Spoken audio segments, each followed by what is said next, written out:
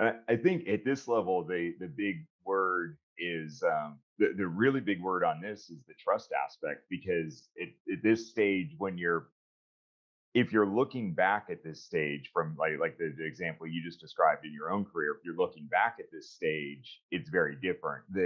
There was a trust that was there, but there was also a program in place that knew exactly what they needed in those particular roles. There was selection criteria for those. There was kind of competency certification. There was training programs in place. There was all those things. When you're progressing through startup and into this stage, you're literally you're trusting somebody. You're saying, hey, I worked with so and so, I know that they can go run a good job.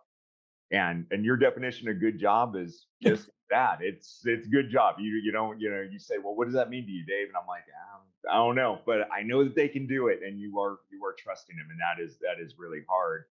And we'll dive into this further, but trust and communication are very often misused words because they're misunderstood of what all the different dimensions are. But at this stage, it is heavily about trust. You are trusting their good intentions towards you, and you're trusting in the capabilities with your limited ability to select and train. So there's a lot of trust that goes on at this stage.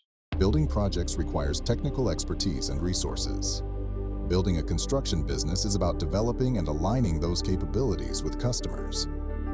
We exist to help contractors build stronger businesses for the next generation. From startup to sustainability, contractors grow through 6 distinct stages. Each stage of growth requires a different leadership focus, strategies, systems, and structure. Our goal is to broadly share information that helps contractors navigate each stage.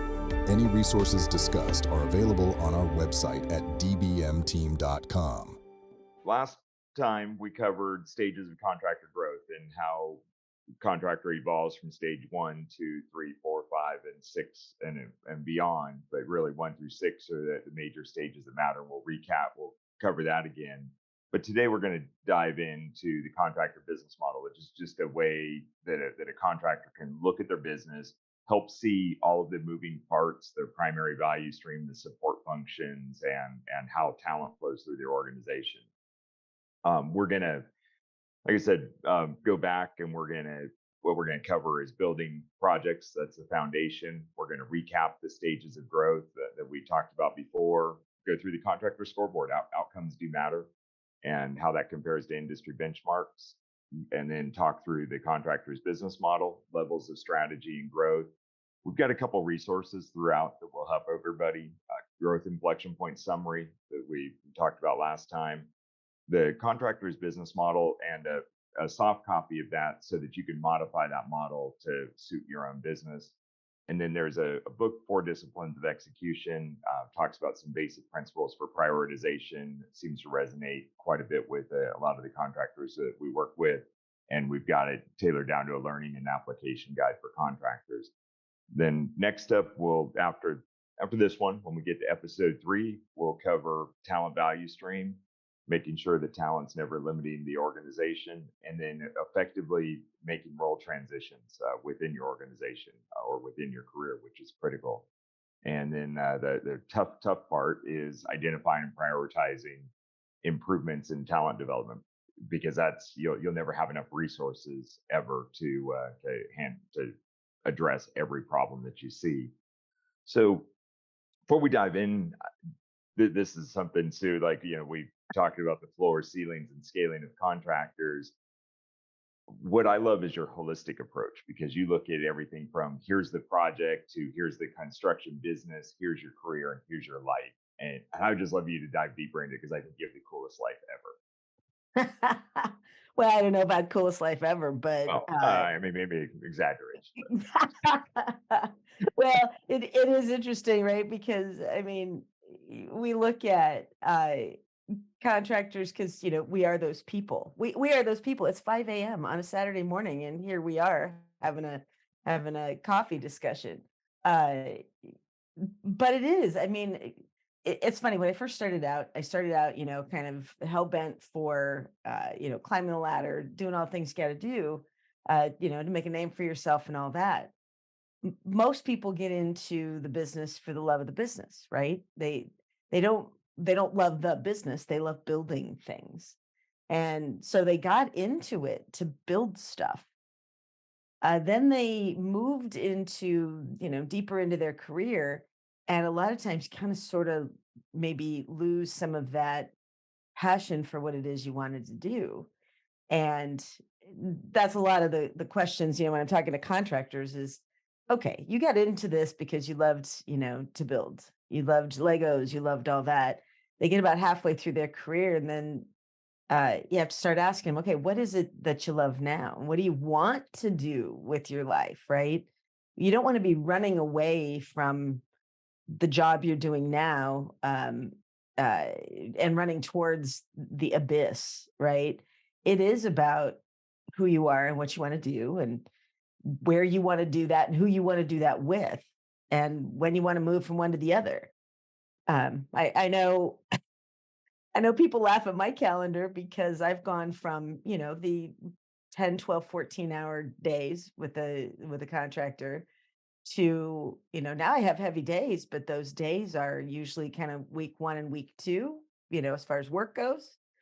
And then my week 3 and week 4 is all left for, family and vacations and, just all sorts of fun things that I want to do. But you have to pay attention to what you want to do and actually make a plan for that. So I don't know. I mean, you look at if it's the same as building a project, right? You get partway through your project and you have to pay attention to what the end is going to look like. Well, you Right. need to do the same thing, right? For your career. What is it? What are you doing that makes you excited to get out of bed every day? And what are you going to do, next year, the year after, 5 years, 10 years, 20 years down the road? And are you paying attention to the whole, your whole self, your whole life, and not just, your work life? So Yeah, and your career goes through these different stages, and so does your life. Your life goes through yeah, stages for most of us, from being single to having kids and being empty nesters, and so your career and your life both evolve. And that's a great way of looking at it. And know what your destination is. Know that it can change, but make sure you're getting there. So yeah, that will be, I guess, a theme throughout as we talk through this and any future discussions is making sure that you're getting everything that you want, delivering projects and building the business, building your career, building your life.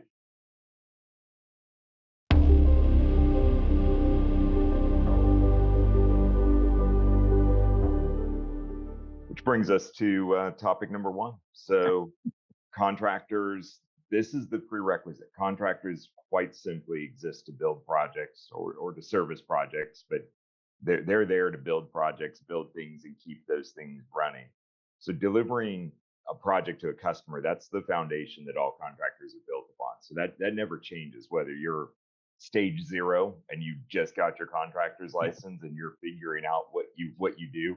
The very first thing you have to do is you have to go get a job. And you have to, that's number one. yeah, And that doesn't change. That doesn't change whether you have 0 employees and you don't even have a job yet as starting out at stage zero, or whether you're way on the other side, like where you started your career, stage 8 or 9 or so down the road.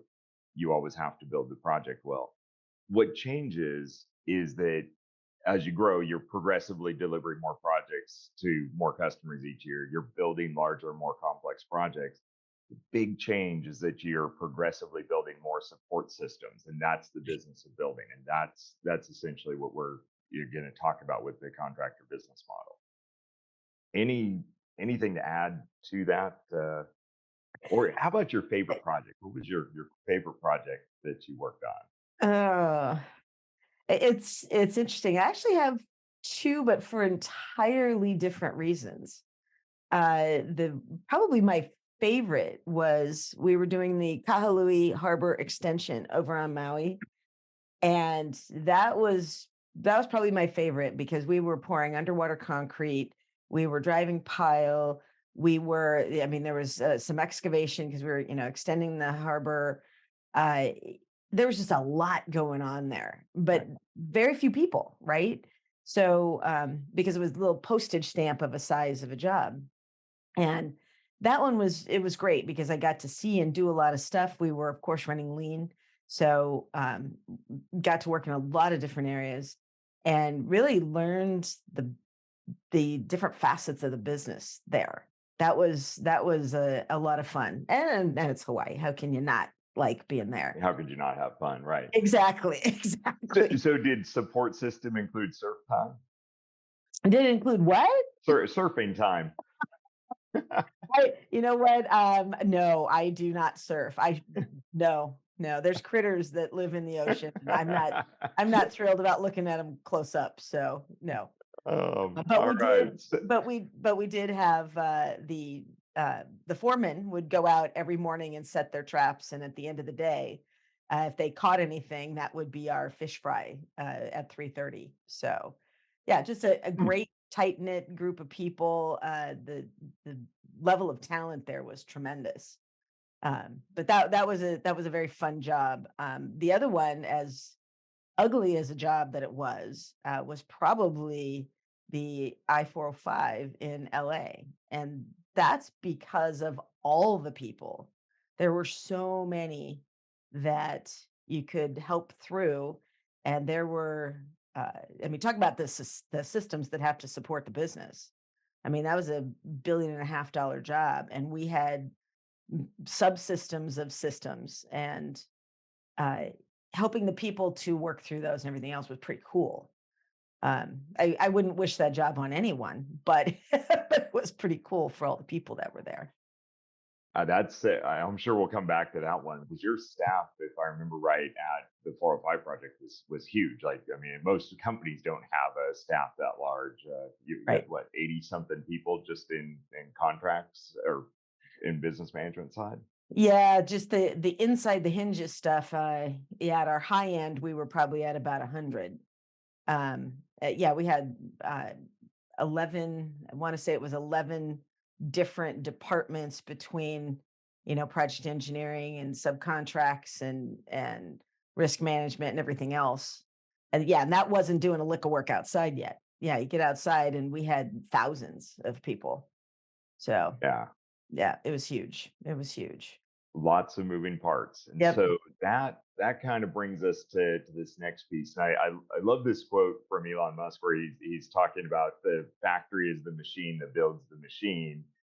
And as he's talking about that, he's still, crashing rockets here and there. And so in the construction business, the construction business is the machine that builds the projects, so that's the correlation. And one thing that Elon Musk, described in a tour of Starbase, which is kind of their rocket manufacturing, system, that he's like, it requires 10 to 100 times more effort to design the manufacturing system than to design the rocket. And they're still working to design the rocket, still evolving that constantly, but it's he was really intense on how hard the manufacturing process is. And if you followed him, he was just as intense on how hard the manufacturing process was for cars. And the thing is that he had lots of models to follow when it came to building cars, and it was still incredibly hard and difficult to do. Right, we've had manufacturing systems for cars for 100 and some years since Henry Ford put the first assembly line in place.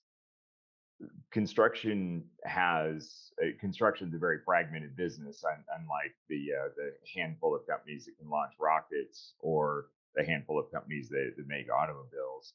Construction's a very fragmented business, and there's only a handful, truly a handful, like we talked about last time, of contractors that are above 1,500 employees that have a lot of those systems and kind of have the machine that builds the projects.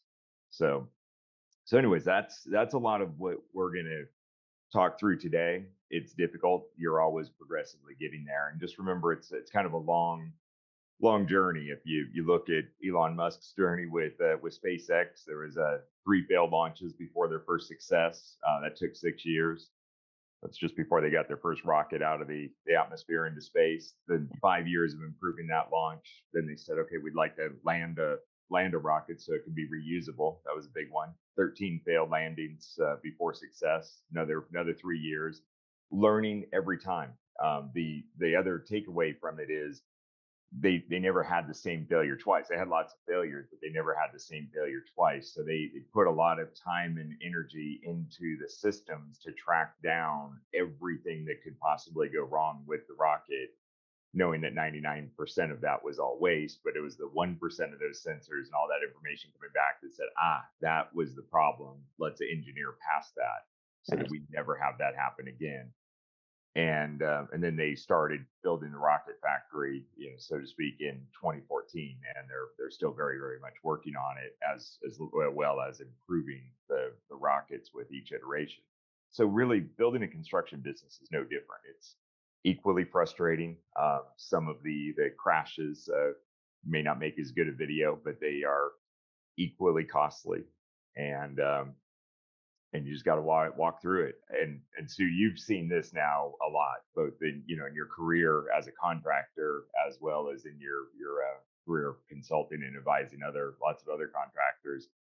Anything to add to this one while we keep watching all the explosions? Well, it's funny, right? Because most people, well, everybody who gets into the contracting business, typically they get in to build stuff. They don't necessarily think about all of the other stuff or the repetition of. They look at it from one job to the next to the next. It's when you start stacking all those jobs together and you start collecting that data from that first job that went really, really well or went really, really bad. And yeah, making just an incremental change. Um, it's just hard sometimes to get your head up, off the ground or off the Yeah. tailgate or from the back end of the shovel and go, I should probably be looking out a little bit further than this to see, what my next step might be. So yeah, I've been on a lot of these that have been a crash and burn. They're not pretty, but boy, you literally do not do them again. You learn quickly from failure.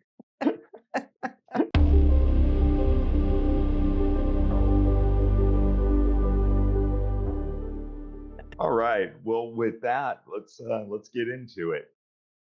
So the over the years, we've developed a lot of different diagrams to help contractors see and visualize the business a lot differently. And so you've made an incredible amount of additions and nuances and applications to these over the years since you joined the team. So I'd love if you kind of walk through these the next half dozen slides or so, and then let's pulling out stories and talk about pros and cons and good and bad and funny and all that. Yeah.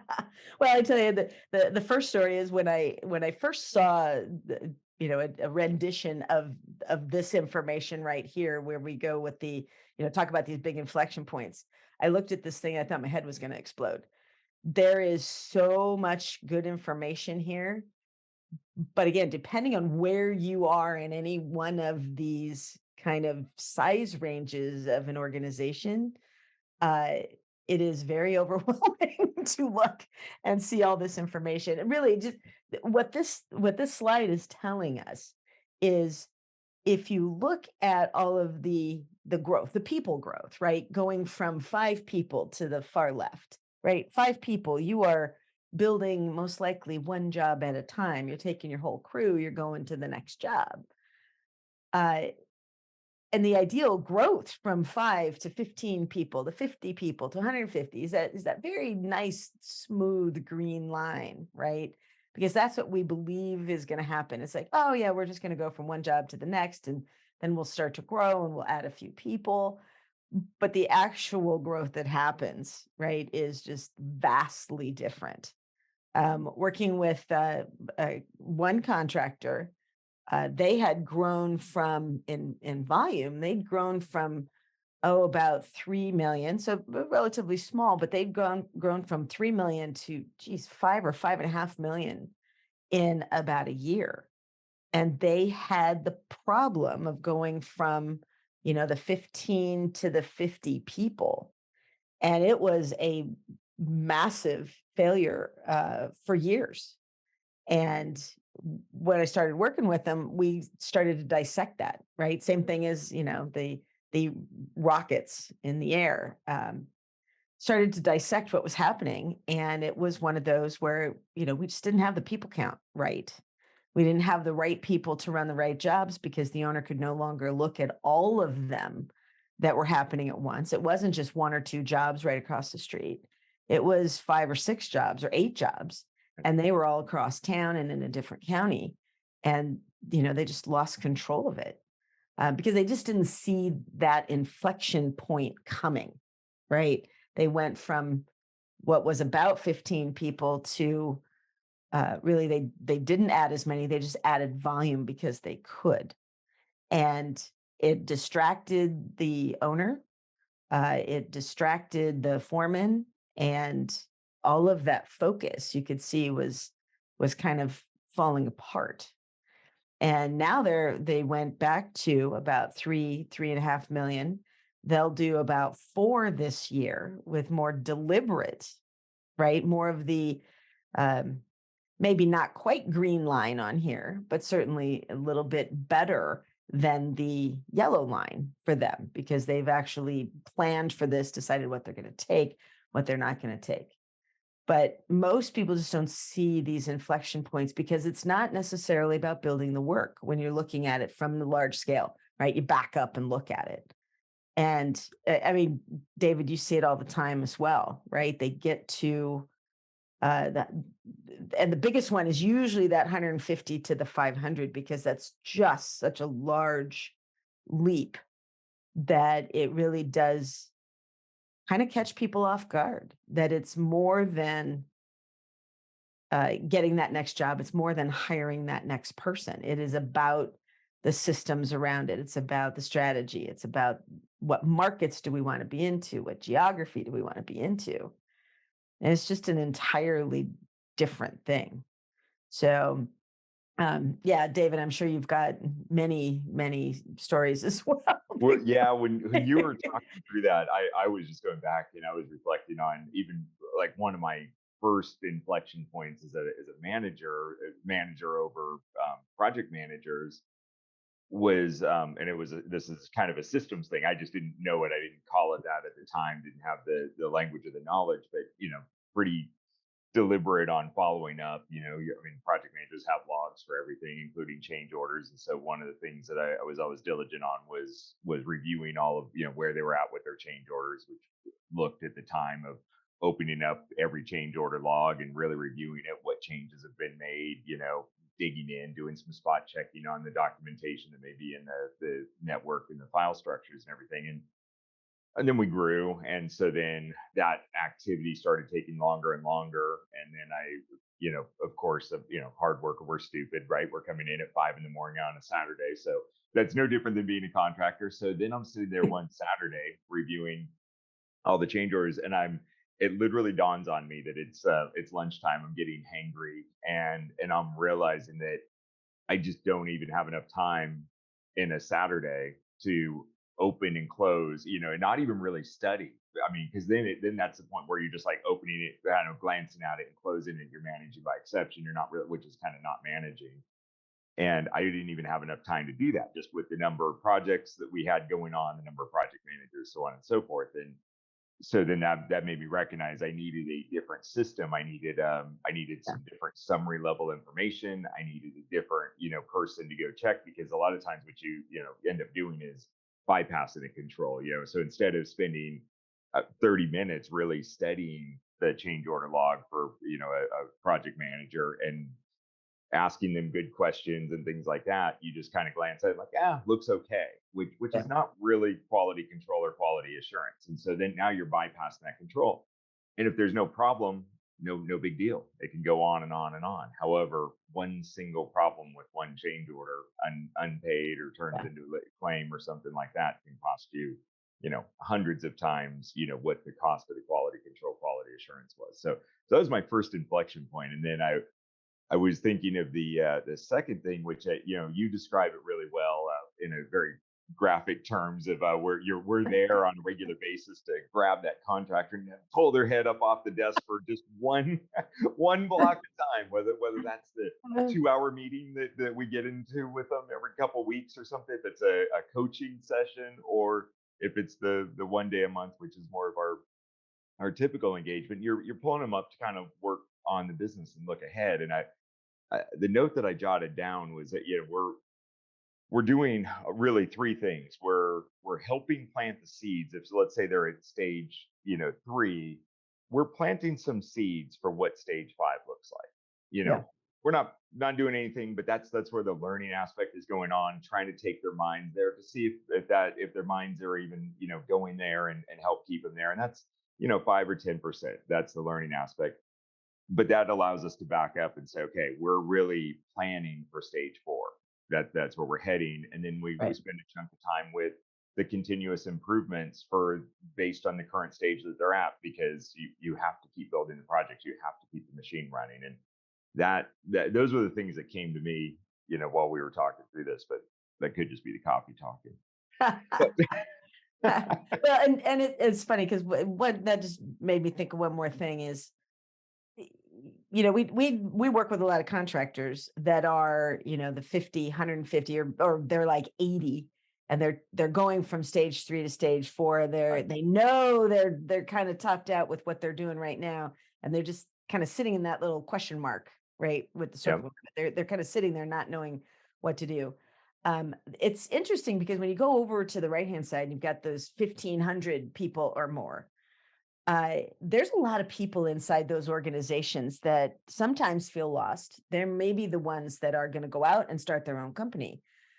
But the ones that are in the 1,500, really, if I had to give anybody some advice there, step back and look at what the organization is doing and watch it kind of breathe as you go to these bigger jobs. Watch them scale up, watch them scale down, because you've got the opportunity to really see what a construction company does on a regular basis. You just happen to see it get really, really big and then really, really small again as a project goes through its life. And I think sometimes we've got some newer people or some middle managers that again, they're so busy wanting to build the work, they're not paying attention to the systems around them and what that could mean for them, right? Because you're just really, it's like those hierarchies are showing in that 1,500 block, you're living each one of those on different projects, very possibly. So there's some Yeah. lessons to be learned for people in the 1,500 block too. It's not just It- for the managers, right? There's a yeah, lot to to be learned there. study the machine. Yeah. Yeah. Uh, Lots I, to know. I think one last note on those inflection points is oftentimes at those inflection points, the contractor, the outcomes, and we'll talk about outcomes here in a bit, but the outcomes are better than they've ever been before, because if with a little bit of luck, and remember it is luck. So for instance, that example I just gave, if I would have just bypassed and said, well, I don't have time to do this, so I'm just going to kind of glance over these, change order logs. And then the next stage after that is I'm not even glancing over them because I'm focused on winning work and building projects. As long as nothing's going wrong, the business is making more money than it's ever made before at that stage, because I've taken out all the quality control, which is a cost. I've taken out the quality assurance, which is a cost. I've taken out the deliberate management and development of people, which is a cost. Right? Those are all costs. They do have a return, but the return is not usually in the next year. The return is a longer term thing, and one big claim on a project, one bad project can wipe out, can take 3 years of great above benchmark profits and turn you into below average. Mhm. And building a business, building a life, building retirement, it's more about consistency over time rather than big highs, big lows. Yeah, So it's the anyhow, long game. It's the long game. it's the long game.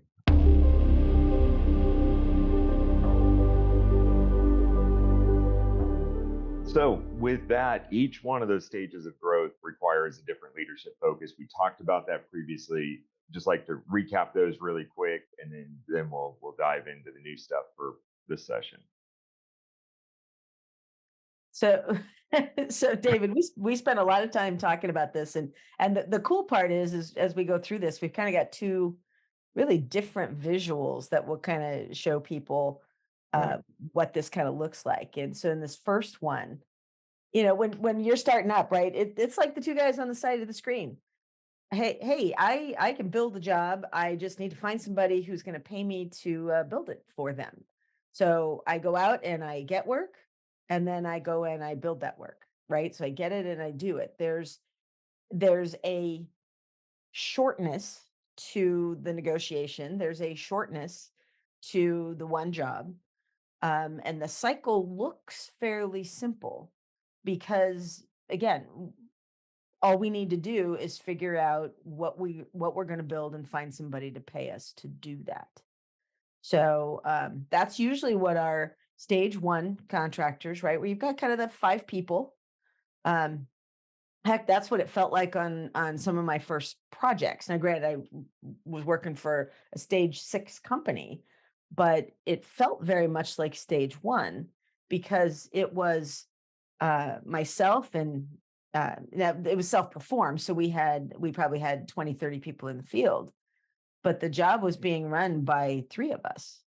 And we were doing whatever, whatever it took to get it done, showing up in the morning, making sure the asphalt plant was ready to go, that the truckers were in line, that we had the temperature was 50 and rising, so that we could get the asphalt down. But yeah, it was 3 of us, and we just kind of took care of managing all of that stuff. We didn't worry about the next job until that job was done. So it very much is that stage, right? Of Yep. hey, who's got a hand? Who's got a hand that I can shake that I can build their work for them? So And I love that you brought that up because that's an excellent point that that doesn't change that when we're talking about the leadership focus and that always has to remain in the business as a foundation. We're talking about the very top leadership focus. So the the CEO of yeah, Kiewit at the time was their job was to make sure that you were focused on this at the level that you were at. They right, were probably focused on something completely different at that point in time. They were focused on what does it take to go make sure the next Sue gets recruited and the next whoever the area leader was gets recruited. So anyway, yeah, okay, so perfect, and so we're building on that now. So next stage is yeah. So the next one now is you get a little bit bigger, and now you can't build it all yourself, right? So now it's a matter of we have to find others. We have to teach them how to do things, the culture that we want, the way that we want it built, how we want to store some of our materials or reusable items, things like that. We have to teach them what it is we want them to know. And we have to trust them to do it. And then you can go out and do those 2 or 3 jobs at once, because again, the leader cannot be at all places at the same time. So they have to find the people, they have to teach the people, and they have to trust the people. And that's why, just even in the triangle, right, the get work and do work, you absolutely have to have that or you don't pay any bills. But all of that getting work and doing work is done by the talent that you have around you as things get bigger.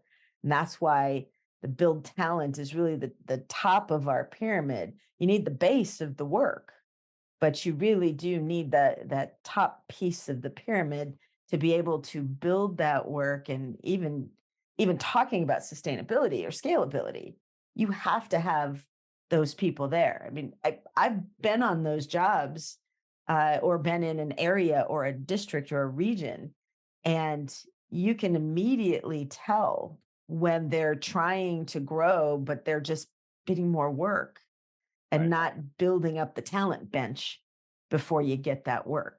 And it can be painful to watch. So, and this is, like you said, David, that, I was with a stage 6 company. So while I'm doing this, yeah, I've got higher up, many levels above me looking at, okay, what kind of talent are we going to need for this job that's going to be 3 years in the design build stage before we even start to build it, right? So they're thinking um, some number X bigger than I am. But this is just building that foundation of knowing that you need to hire, knowing that you need to teach, and knowing that you need to trust. You're going to do that at all levels. The first level is always the hardest. It was for me anyway.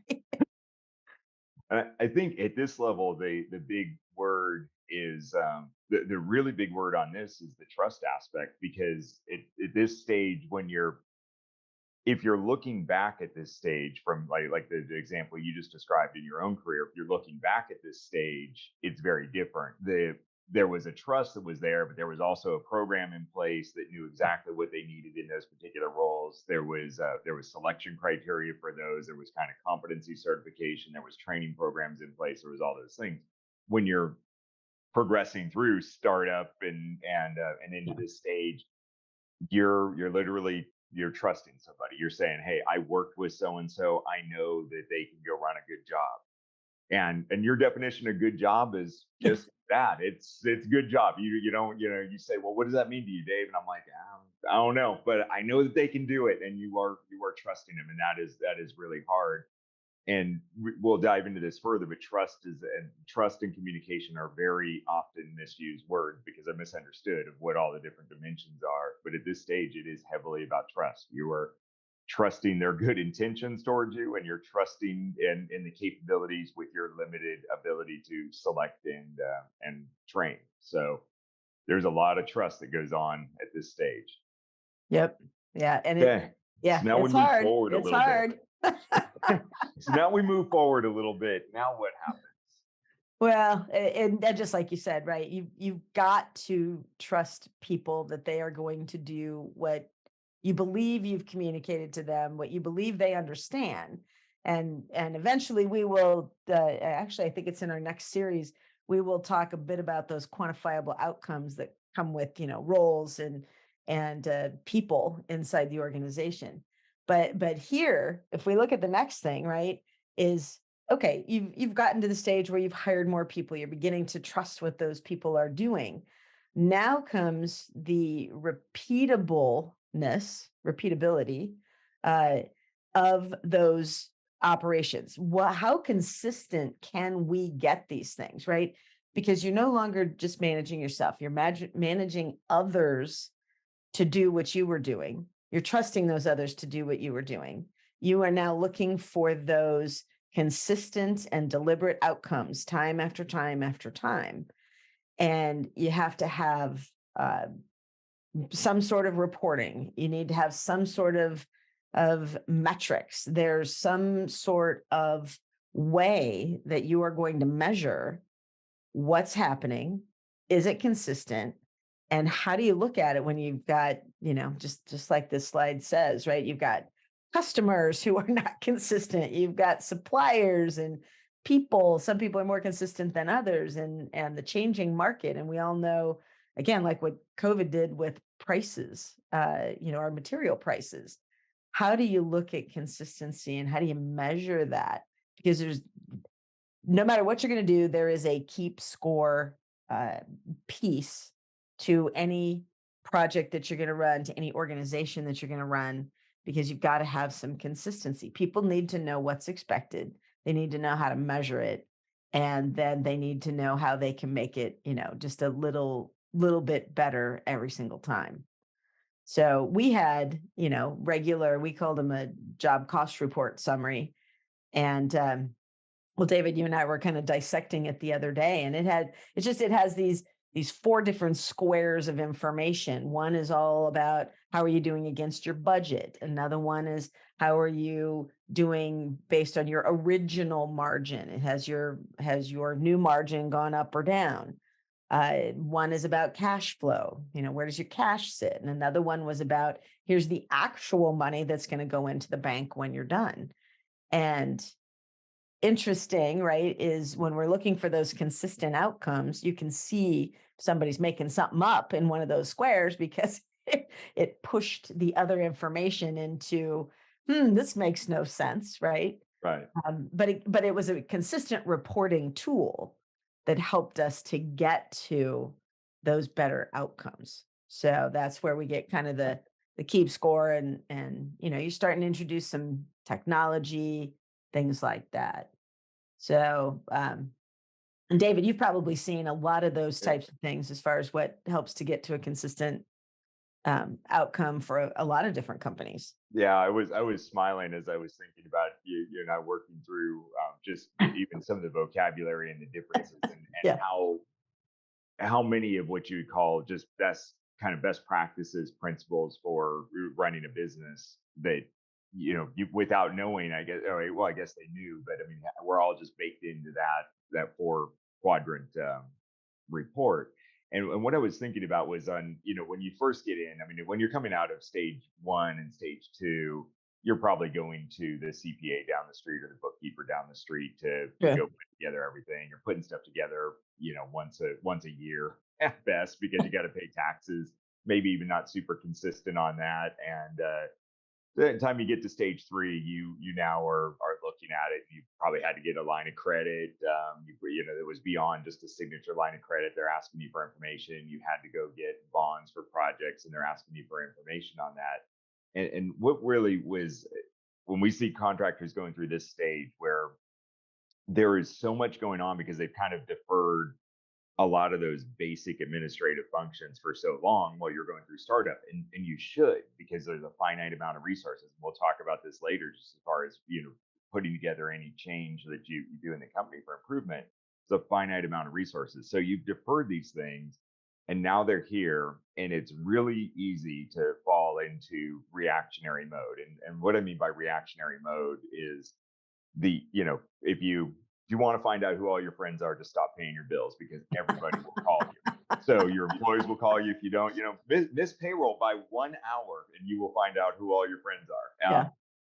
Don't pay a vendor, for a few days, and so they're going to be calling. Don't file this report with one of the dozen different government agencies that's going to be asking you for different reports and things like that, and they're going to be calling you. So it's easy to go fall into reactionary mode for that. Oh, and by the way, the administrator, role for this size company is also the IT manager, is probably the purchasing manager, is probably the, go grab the mail manager. They're literally doing everything. They are, well, just like your role, they're the business manager. Yeah. they're Yeah. they're managing all of the back office functions of the business. The owner is out doing their best to get work, do work, and get some talent in to go do it. And it's a lot less of building talent at this stage and more of getting talent. And so I think, what's important, where we see that a big benefit, is to start to force the proactive nature of that administrative function, which is in the keep score function, which is a lot what you touched on with that reporting. So starting to put a solid work in progress process in place at this Right. point in time, solid project projection, just getting going from, we got the estimate, how much did we plan to make? How are we going to track that as we go along? It seems really simple, but it takes up time. And it's really hard to go create the time to go do that when you're running and gunning. But somewhere as you move through stage three, you start to get those systems in place. If you don't, you're creating a massive debt load that will come home to roost way into the future. And that debt Yeah. will start out, you won't even notice it. It'll start out as process and culture debt. And then it will grow and grow, and it will turn into financial debt sooner or later. Just maybe not in this year. So that's what really struck me, is when you were describing that. There's a guy down the hall that has a business, and he had said that. He's like, "Yep, if you ever want to know who all your friends are, just stop paying your bills for a month, and everybody will call you." So, but who doesn't call you? Your customers rarely call you if you do not Yeah. submit your change orders on time. If you do not submit the bill on time, if you don't call them proactively to find out where payment is, they rarely call you. I don't think I've ever received that call from a customer like, "Hey, just wanted to let you know, yeah, that AR I owe you for that project, I'm going to be about 1 day late, but I'm going to get it in the mail right now." Yeah. Yeah. You never get that. So that's where you've got to be proactive, and that's where, from a leadership focus, you have to shift your focus to being proactive in these areas. All right, so now we're moving past stage three, moving from 50 to 150 people. What needs to change? Well, it's I look at it as, kind of stage 1 and 2 are kind of the envelope stage. Stage 3 is now you've got your receipts in a shoebox. and you're hoping that as you're driving along with both windows down that the box doesn't come open and there's receipts flying everywhere, right?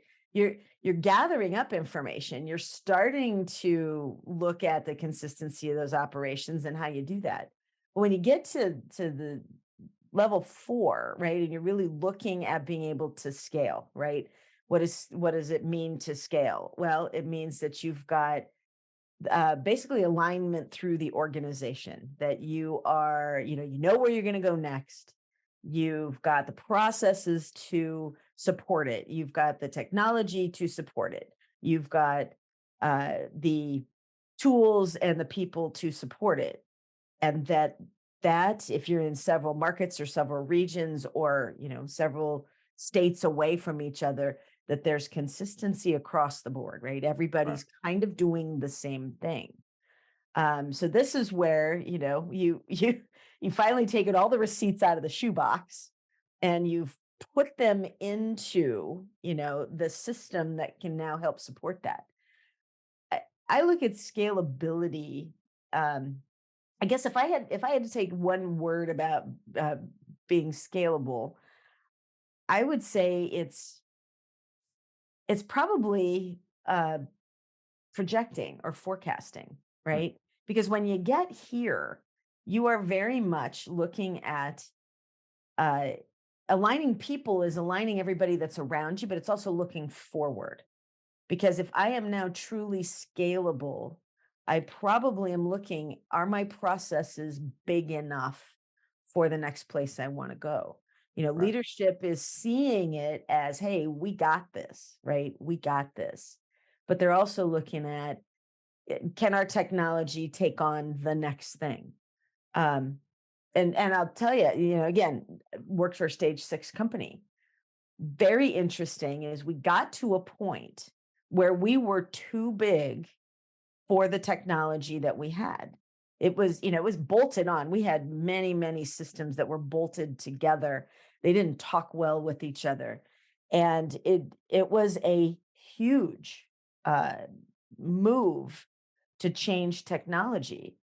But we knew even as a level 6 company, stage 6 company, it felt very much like we were a level 4 because we were having to go through and look at our technology and our processes, what's working and what's going to cause us issues as we want to grow again.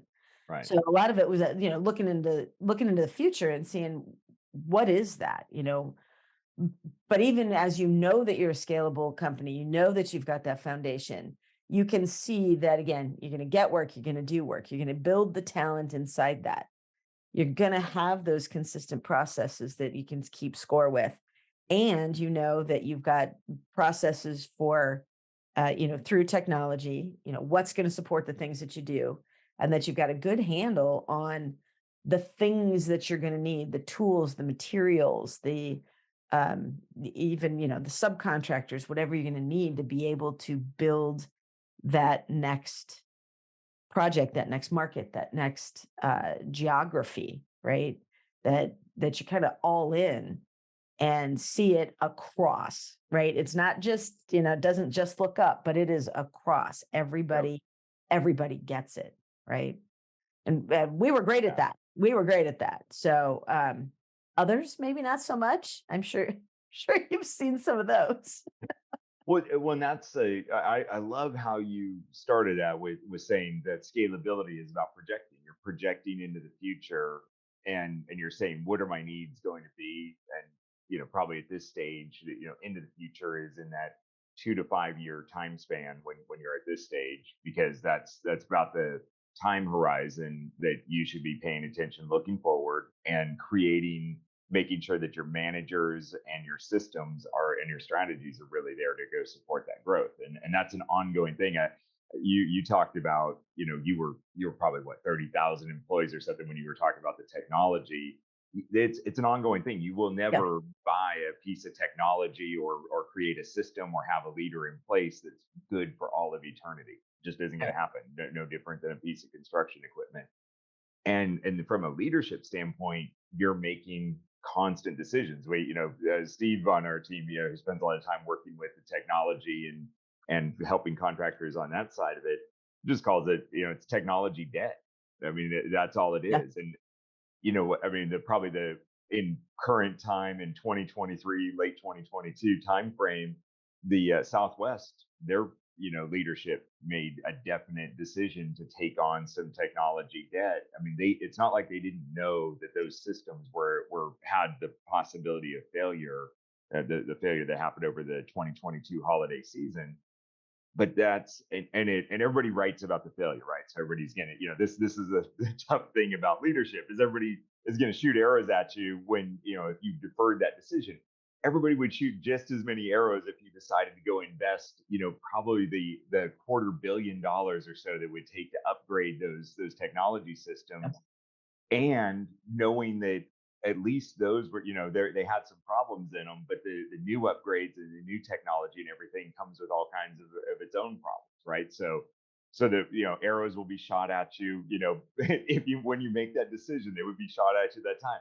They spent this much money and it really impacted all of our bonuses, and look at all the Yeah. glitchy problems we have, and it's doom, doom, doom, and failure. So these are hard decisions that have to get made at this stage of growth, and this is something we'll definitely talk a lot more. This is where the contractor business model helps you see the business and helps you prioritize these, helps you quantify the cost of doing nothing. Kind of take, that's a term from one of our team members, Courtney, the cost of doing nothing, which is, you're taking on some debt, and what's the cost of that, as compared to acting now, and what are the resources required and the priorities. So yeah, I love the way that you described it. It's forecasting into the future and saying, what must I do to create predictable outcomes, because predictability is huge. So Yeah. all right, with that, so now we're moving from, say, the 150-ish person size to the 500 person size.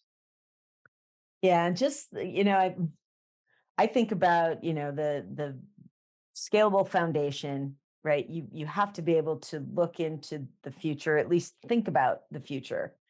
You get to stage 5, right, where you are ready to scale. That is all about not just projection, it's about succession. Because projecting can be projecting out your needs for technology and your materials and your people. Succession is all about who are your next people in line, things like that.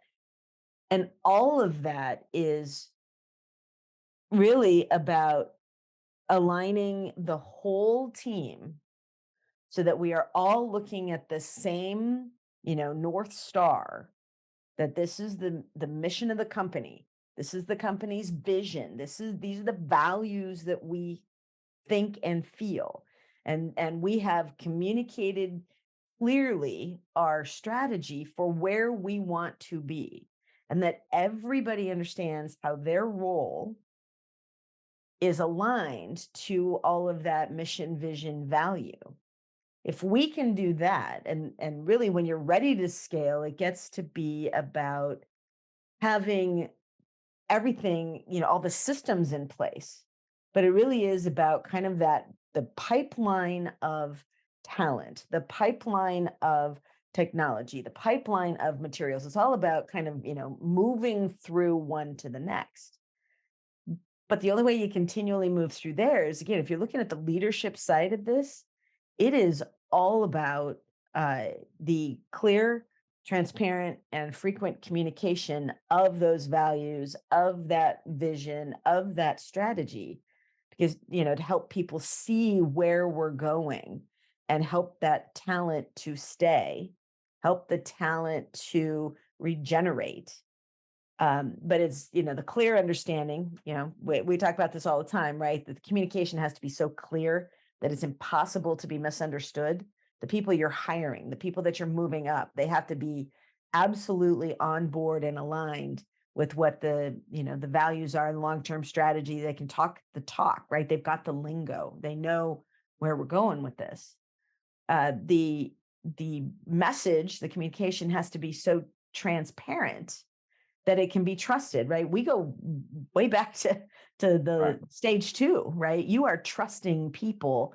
These people need to trust leadership and really trust the fact that the message being said is true. And then it's got to be set at a frequency. All of this is on the receiver, right? It's got to be set at a frequency that the receiver gets it. Maybe that's once, maybe it's twice, maybe it's three times. But this is where we really do have to get those things across.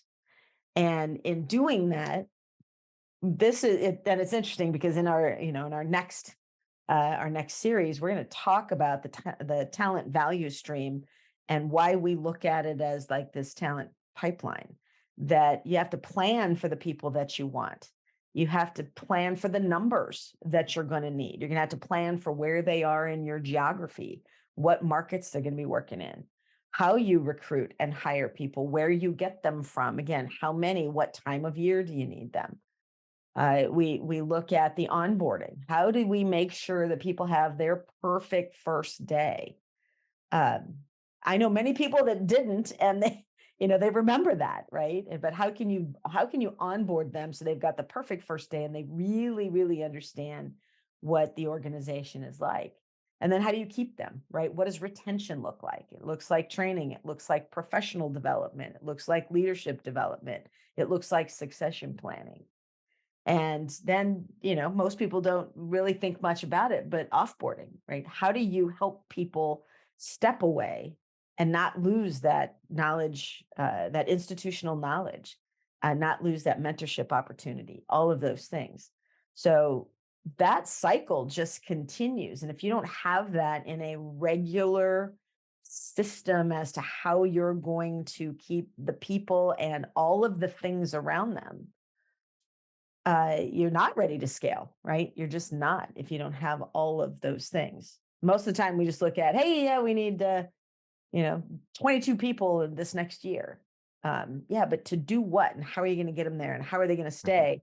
Otherwise, you just can't get bigger. You can't get to the 500 person realm if you're trying to get from 150 to 500.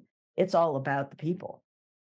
So Yeah, interesting though. So the notes that and this is just even you and I, when we talked about how we started our careers literally at very opposite ends. You started your career at the like literally the biggest contractor, in the world, I think, but still for the most part. Is that fair statement? pretty close, Yeah, yeah. yeah. I mean, you Bechtel. I mean, it's like what one of the two, whatever.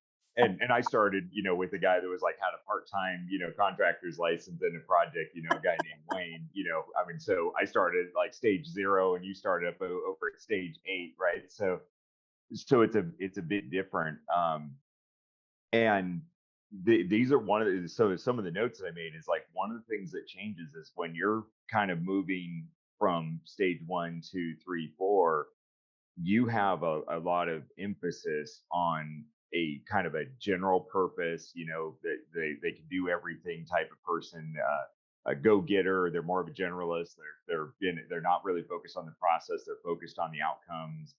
And then as you grow, you start to add in more and more specialist roles. You add in that person, probably by stage 5, you've added in a contract specialist that they love contract clauses. They don't just Right. sort of know them. They haven't gotten burned just a few times.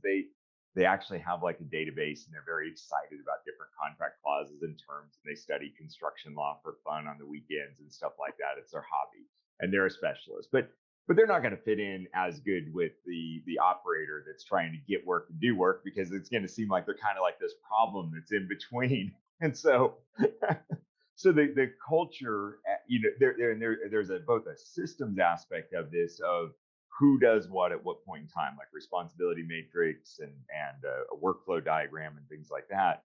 But then there's a cultural dynamic that has to go with that, and this is where the leader, the president, CEO, owner, whatever you want to call it, has to start to be intentional about changing the culture, because the same culture that made you very Right. successful in stage 1, 2, 3 about taking on some risks, being a great independent operator and things like that, you now have to shift the culture. those things have to exist, but to a different degree. They have to exist within the system. So now I've got the culture has to come around to being a really good team player, a really good integrator of different things.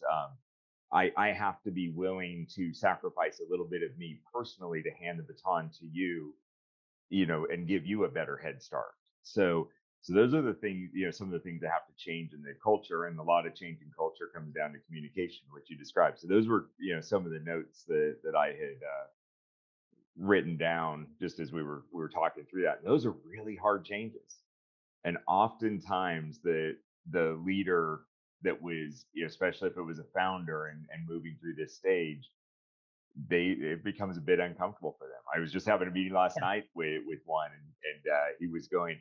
He's like, man, this is gonna, and he's grown the business.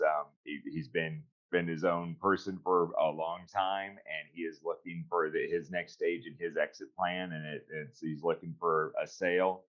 He's like, I am gonna need help learning how to play well with others. So because he knows that along with that sale, I mean, in the particular market that we've defined and how we've figured out what that sale is going to look like and the ideal buyer, he knows that he's going to have to work with, two or three other really strong executives. He's brilliant and he's brilliant running the business for the size that it's at, and then he's got a definite strength in the area of strategy and especially the get work side. And so he's going to have to learn how to work with a really, really strong, CEO, COO, CFO, Right. surrounding him, and they'll be brilliant together. And he'll exit with tons of money, and his team will be happy and satisfied and growing. But at least he was recognizing. He's like, I know, Dave,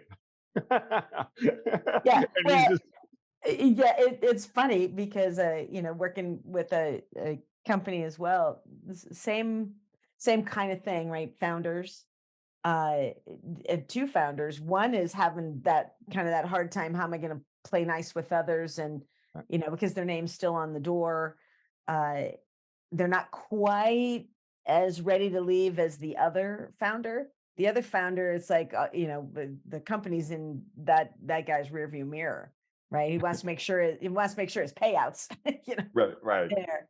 But he's worked through that. We'll talk more about retirement masterpiece, but he's pretty much worked through that and kind of shifted his focus moving forward. Yeah, the other guy is still trying to figure out how do I play nice in this group, and how do I get people to not come in my door and ask a question when we have a new president, right? Yeah. They need to do something. And actually in the building, I think they just added another door. So that there was at least a visual barrier to get to them so that, Yeah. the new uh, leadership group could take over. So yeah, culture is tough to shift. And and a lot of times that founder got us here, but they also know that I got us here. I Yeah. need others to take us bigger and better. Um, but yeah, that can, one, be a little humbling. Two, you don't know what you don't know because you'd have been bigger if you could have been bigger. Um, and the culture very much is the founding culture, right? The founders culture. And Yes. makes it hard when they are still there in some capacity and used to, they picked the paint color on the wall when they built the building. Yes. Yeah. Yeah. So And it's that's a great point you made about even just changing the physical space. I mean, there's lots of, you don't just sit down and changing a culture and changing habits is not about putting words on a wall and saying that these are eh, our values and bringing in the painters to go change the paint on the walls. That's not it. It's about how people live and think about things every day. yeah, And it takes hundreds of little efforts to, just like that one you described, of like change the office layout a little bit, change the meeting rhythm a little bit. yep, um, Maybe take a pause on some meetings for a period of time and let people get used to turning their heads to this leader or this group of leaders. Right. or this report so that something becomes that we're all looking at the same report together and we're looking at information to make decisions. We're not looking at a person to go make a decision.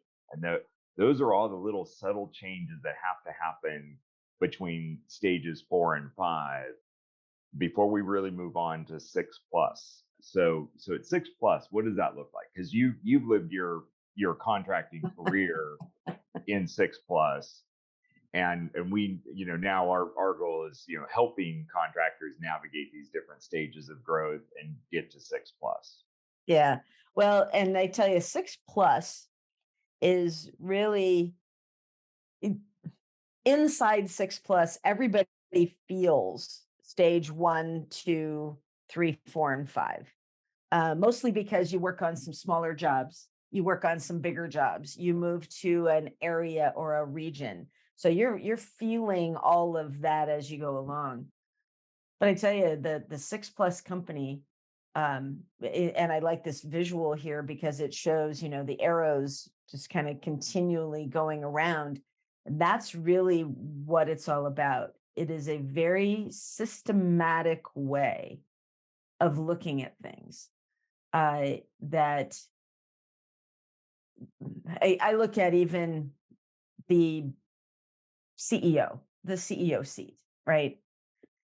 Um, I don't know how most 6 plus companies work, but when I was there, it was a matter of a CEO was typically around for somewhere between 8 and 12 years. Uh, that had systematically been set up over time, because any less than that, and really you didn't have to eat your own cooking, right?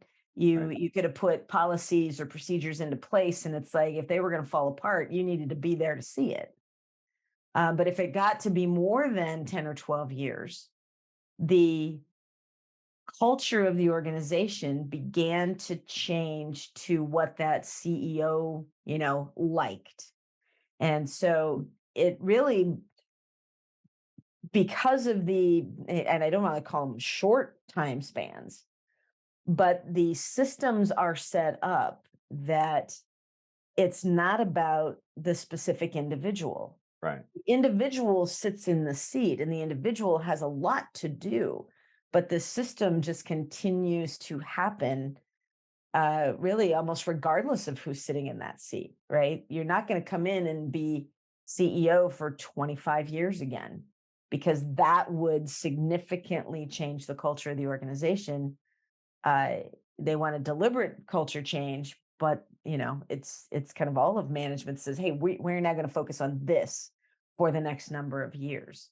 So it is about the systems, about the systems that continue to run, about the feedback that comes from those, making them better, um, and just the continual cycle of that, and then finding the right person, the right people to sit in those seats, right? Where are they good? What strengths do they bring to the table? And who can help make this round of this system that much better? Right. So yeah, but it is, and it doesn't have to be all that super formal. But there is, just like the words on the left say, right? There is governance, there is strategy, there is succession. Those things are just commonplace, right? They're common words. They're every year when we did business planning, we talked about who was retiring that year, how many people did we need for this year, next year, and the next year. We always had, our hiring 2 or 3 years out, knowing it wouldn't stay that way, but we were already planning on those big jobs that we knew we would be bidding through business development, right? They told us, here's the work coming up, and we wanted to build our bench. So that was just part of the system that started the conversation, right? The people still have to do the deciding, but the system really forces you into the the timeliness of the conversation at the right time of year or every couple years type of situation. So I was thinking as you described that, and you said, you have, a rotation, almost a timeline, the right time span for the CEO of the organization, because it's a role like any other role, Mhm. and that's an important thing in a lot of roles is to make sure that you have any leadership role to make sure that you probably have a rotation timeline. You're not rotating them out of the organization, maybe to a different role, but to make sure that they don't create little fiefdoms of culture and everything like that for yesterday. Right. Right. The other thing I was thinking about, as you were talking about this, is a meeting with, I had a lot of meetings yesterday. So I guess that's the joy of, it's one of the things that changes, right, as you go through those different stages of growth as a contractor, as you go from you're doing things, and then all of a sudden your life becomes like, when you're at stage 4 and 5 and 6, it's like, what'd you do? I had a really great day of meetings. Um, Yeah. oh, they were exciting meetings. People showed up. They were prepared. The agenda was there. We made these decisions. Anyway, just know that your work does change as you grow. But so I'm talking to this guy yesterday morning. Absolutely brilliant, early 30s, second generation business. He's firmly in the lead position now, and he's right in between from a size wise, right in between stages 4 and 5. Realistically, it just with his longevity, assuming he's going to continue growing, I have no reason to believe that they don't have all of the capabilities to get there from the way that he's thinking about strategy and systems and people. And I mean, heck, he's thinking about governance at this point in time. So that gets to that thinking 2 stages ahead. Right. To right now, governance is an idea to him, and it's something that we'll start actively planning on probably a year or two from now. And then you were giving a description of governance was just like it was habit. Y'all didn't even really talk about like it was a system. It's not like you pulled out the checklist. It was just what you did. And Right. but it's one of the things I'm really working on with him is knowing that he will be CEO well into the future through stage 4, 5, and 6. He has to actually reinvent himself even from some of the things that he did CEO at stage 3, where he was heavily involved in everything. He actually has to reinvent himself to be the right CEO for stage 4. So it'll still be the same person, same title, same everything. He has to reinvent himself. He has to Mhm. change how he allocates time. He has to change his behaviors. He has to change a lot of things. And then he's got to prepare to reinvent himself again for stage 5 and reinvent himself again for stage 6. So we're not talking about those things yet. We're just talking about the first reinvention. Yeah, well, but it is interesting, right? Because but when we started talking today, one of the things that we will get to here in one of the next chats that we have is talking about those role transitions. And a lot of times in role transitions, we talk about people moving from one role to the next.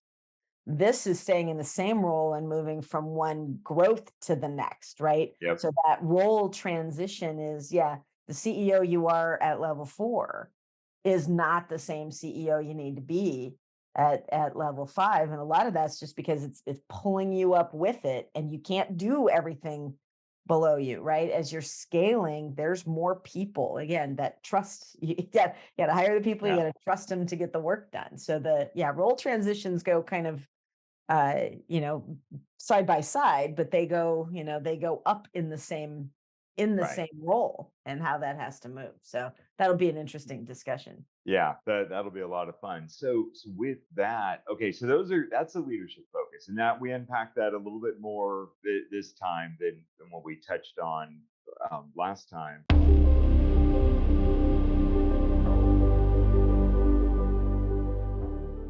All that comes together, and it's outcomes. I mean, a business is there to go create some outcomes. I mean, that's what it exists for. And those outcomes are at the project level, they're at the customer level, they're at the employee level. And so we kind of look at, 3 things, three by three things that you got to do, 3 things that are really critical for supporting that. And the numbers that are on this scoreboard, don't get caught up in the numbers. We're not going to dive into specifically what the metrics are.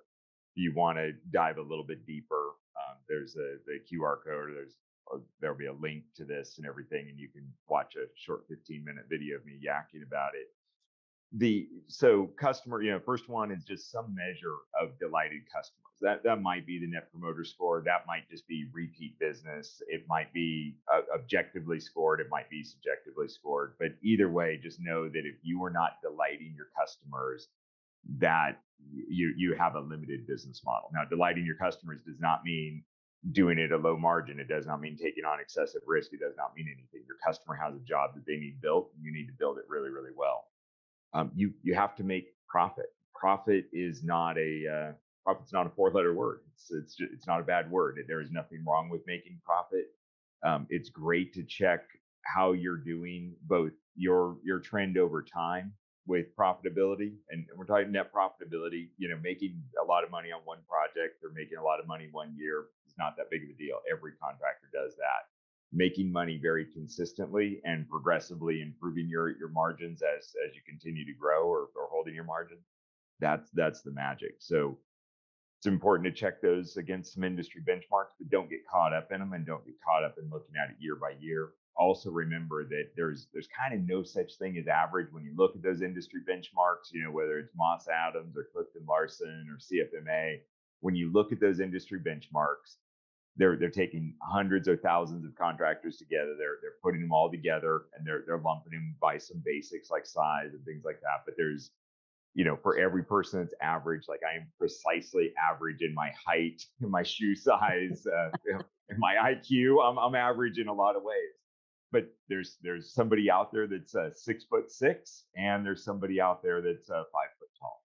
And the range is really, really wide for contractors as well. So when you look at the average, just kind of know that that's average.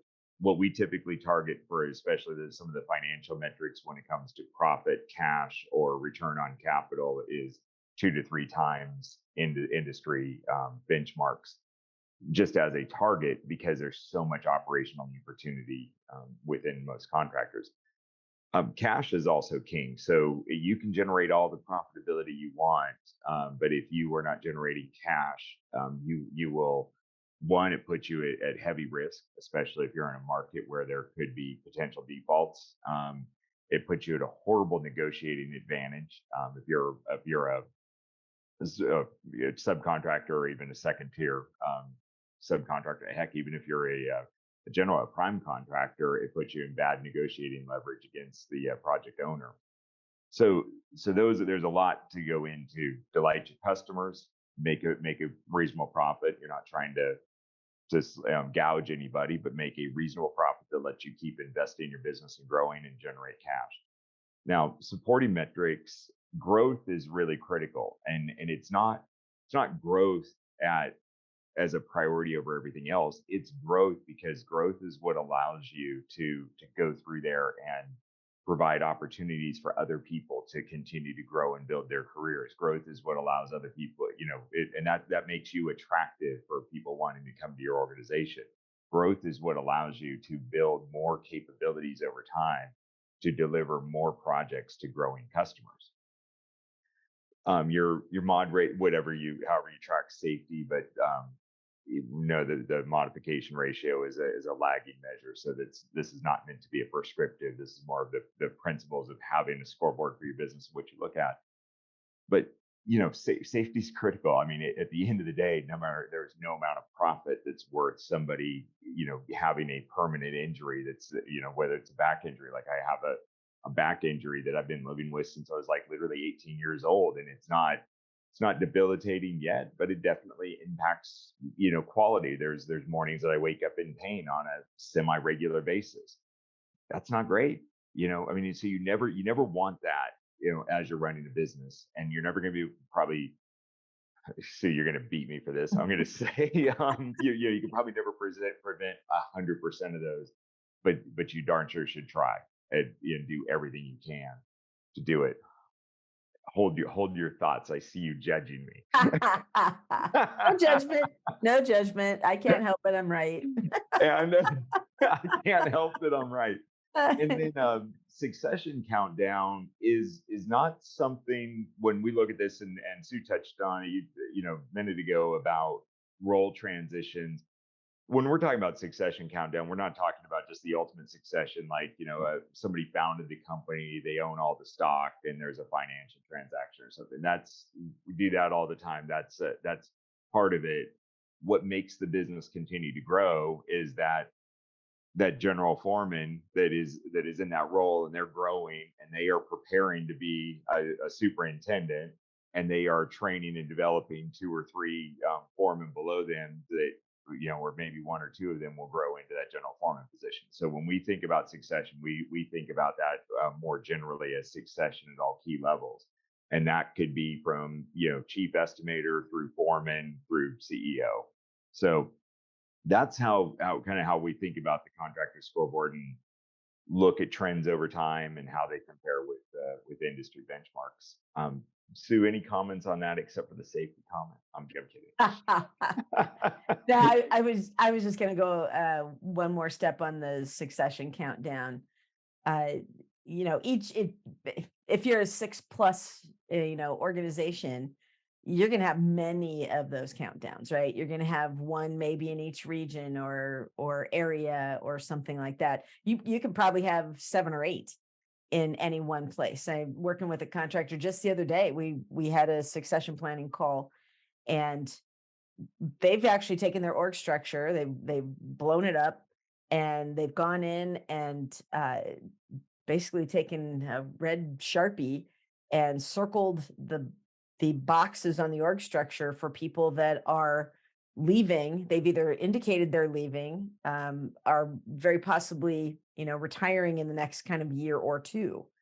And then they took another green Sharpie and circled all of the org structure boxes where everybody is, they're either new in the role and loving it.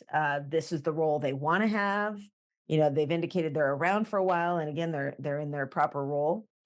And everybody else was orange after that. And they realized that about half of their org structure was red or orange. So their succession countdown, suddenly they had, 12 of them, and Right. had to figure out now which one's who's going to put what focus where. But yeah, it's not just a singular focus. It really is about looking at those key people, those key positions in the organization. And even if somebody's moving up, right? Again, 6+ company, if we knew the CEO was going, they would name somebody a COO for a number of years. But you had to look, below that to the EVPs, and okay, who's going to be this, and who's going to replace that EVP when we move them up. So it's a cascading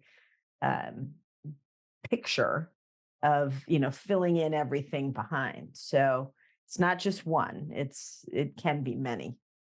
So No, that's a great point. And if anybody wants to hear that little joking about the safety, we were talking about that actually in the last time when yeah, we were discussing just those differences of between how you think about safety at stage 3, 4, 5, 6, and beyond, and how you think about it, and how much more systematized it becomes, and culturally, what changes, because you can, one thing that I was thinking about is you can hold your mod rate down if you just don't pay any attention to it. It's just going to be whatever it is, but you can hold it down below 1 through I'm going to call it compliance and policing activities. Hard to get it below point 8 or so. Hard to get it down there consistently without very deliberate cultural changes. That means that yeah, I want to see every one of my brothers and sisters that I work with go home safely. I don't want them to have for me, like, my back injury wasn't like some major fault. It was just using a jackhammer, and it was just a stupid momentary lapse of focus after an 18-hour day. I mean, we had hit a utility, so it was just a long day, and that momentary lapse has caused me pain that I live with, forever. So, that's something that is a very deliberate, intentional, change in process and everything over time. So, anyways, if you guys want to listen to that one, feel free to go back to Sue and I, our prior discussion and everything, and we you'll hear all about the coronary that she almost had while walking a job site that I thought was reasonably pretty safe. Oh. All right. So this moves us to the contractor's business model and kind of helping see the machine. And so you've made, I think probably you've made the most valuable, this diagram's been around since the beginning of the organization, and it's had improvements made over the years. And I think when you joined, you made probably the most valuable addition to it, period. So I'd love if you took the whole section and started describing this. Yeah. So, and it's interesting. We talked a little bit about this, right? When we're going through the leadership focus and talking through the stages of contracting, uh, this is really how you put the whole picture together, right? If you're looking at, you can say it says seeing the machine, right? This is how it looks. So when we look at the big picture, you need a customer, right? There's customers. These are kind of the six things that we need, but you need customers, because if somebody's not going to pay for your product, you don't really have a product if they're not going to buy it. Inside that, you need talent, right? Talent has to surround this whole thing. But on the inside, there's the project value stream, literally how we get from, there's an inkling of a project somewhere, to, getting it to bid, being a successful bidder, to building it, to exiting the project, right? This is how the money comes in, right? We have a contract and we get paid to execute the whole thing. So that's our project value stream. The next one is you've got to have the supporting operations that go with that, right? There's finance, there's technology, there's equipment, that, all of those things you have to have to be able to build the work. And then our talent value stream, just like the project value stream, right? It goes over and over and over again. The talent value stream, talked about a little bit ago, is we have to be able to plan for the people, to bring them, where are we going to get them, bring them on board, train, develop, retain, have succession planning. And then how do we offboard them on the other end, or even offboard them to a different position? How do we do that? And how do we keep doing that cycle over and over and over again? All of that is wound up into a strategy, right? Where are we going to do these projects? What type of projects are we going to do? And it is, you can see strategy is, again, a cycle that goes around and around and around. It's interesting to me that when we look at this, this is most people can get their head around this. It gets very fun when we start to look at the pieces that go into the project value stream, the pieces that go into the supporting operations, and the pieces that go into talent value stream, and kind of how they start to fit together when we look at them in the stages of contractor growth. Right. Yeah. And David, I love this quote that you have: all models are wrong, but hey, some are useful. Not all of them are going to fit every single time, right? But there's pieces that make sense to others. So I don't know I if you think have, as a yeah. contractor, that all models are wrong. I mean, that starts with the, construction documents are a model of a project. The contract Right. is a model of that. So yes, the estimate is a model of that, of the specs and all of the plan sheets and everything. And then you start building and you make adjustments. As we're going through here, think about it in those terms. This is just a simple plan sheet level view of what a contracting business would look like. It's meant to be more generalized. I mean, one of the things that email us, contact us, and we'll send you a soft copy of this so that you can go through there and make it match your own business, because your own supporting operations and maybe the parts of your project value stream or your talent value stream, maybe they look a little bit different, but maybe they don't. Maybe this helps you. So this is more generalized. So I'm excited to get into this. So we're going to go through each of the stages of growth, some of the same things we did. So keep in mind what we just talked about with the leadership focus at each stage of growth, and some of the sizes and some of the challenges. And now let's unpack and build this model. Yeah, so we start here, right? And you can see on the right-hand side, kind of at the bottom, right? We've got the get work, we've got the do work. We're back into that starting up mode. We need to find a customer who wants to pay us to build their work. Nobody that I know of got into construction because they wanted to run a construction business. They all got into construction because they wanted to build work, right? They wanted to Right. go out and actually build work. So, really, in the very beginning of starting up, this is kind of what that relationship looks like. If you think back to that first slide that we were showing here for the stage one, it had the two people off to the side shaking hands. That's really where we are here. It is, we got a customer, we have a product we can build for them, and that's really it. That's the exchange. That's what goes back and forth. So this is I our wish first we could stage. go back here. I I personally miss. I came up through the field, so I miss building every single day. I mean, this is the if you don't love building, you probably shouldn't be a contractor. So Well, yeah, and it's funny, we uh our kids have a house in Colorado, so we were helping them to build out the basement, right? Because it was just concrete walls, that was it, it's all that was there. So we were helping them to do that, and we got a contractor, kind of a one-man show, right? Had probably 3 people that worked for him, so he was definitely a startup. Been around a long time, but he loves this. He loves doing this. Funny thing is, it was like pulling teeth to actually get a change order from him, right? We talk on the phone all the time, and he's like, "Hey, so I'm gonna have to do this, gonna have to do this," and yeah, and of course, we were changing a few things, so it was gonna change the price, and he needs a progress payment. He was good at getting a progress estimate out because he needed cash. But looking at, contracts and changes and documentation and things like that, maybe not quite so much.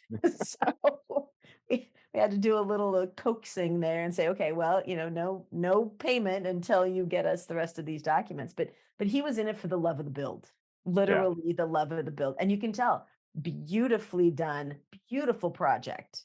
But that's what he loved to do, is to build. right.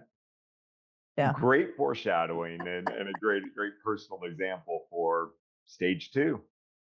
Yeah, so stage 2, now you get into, right? So the guy we were working with, it was him and, 3 other people.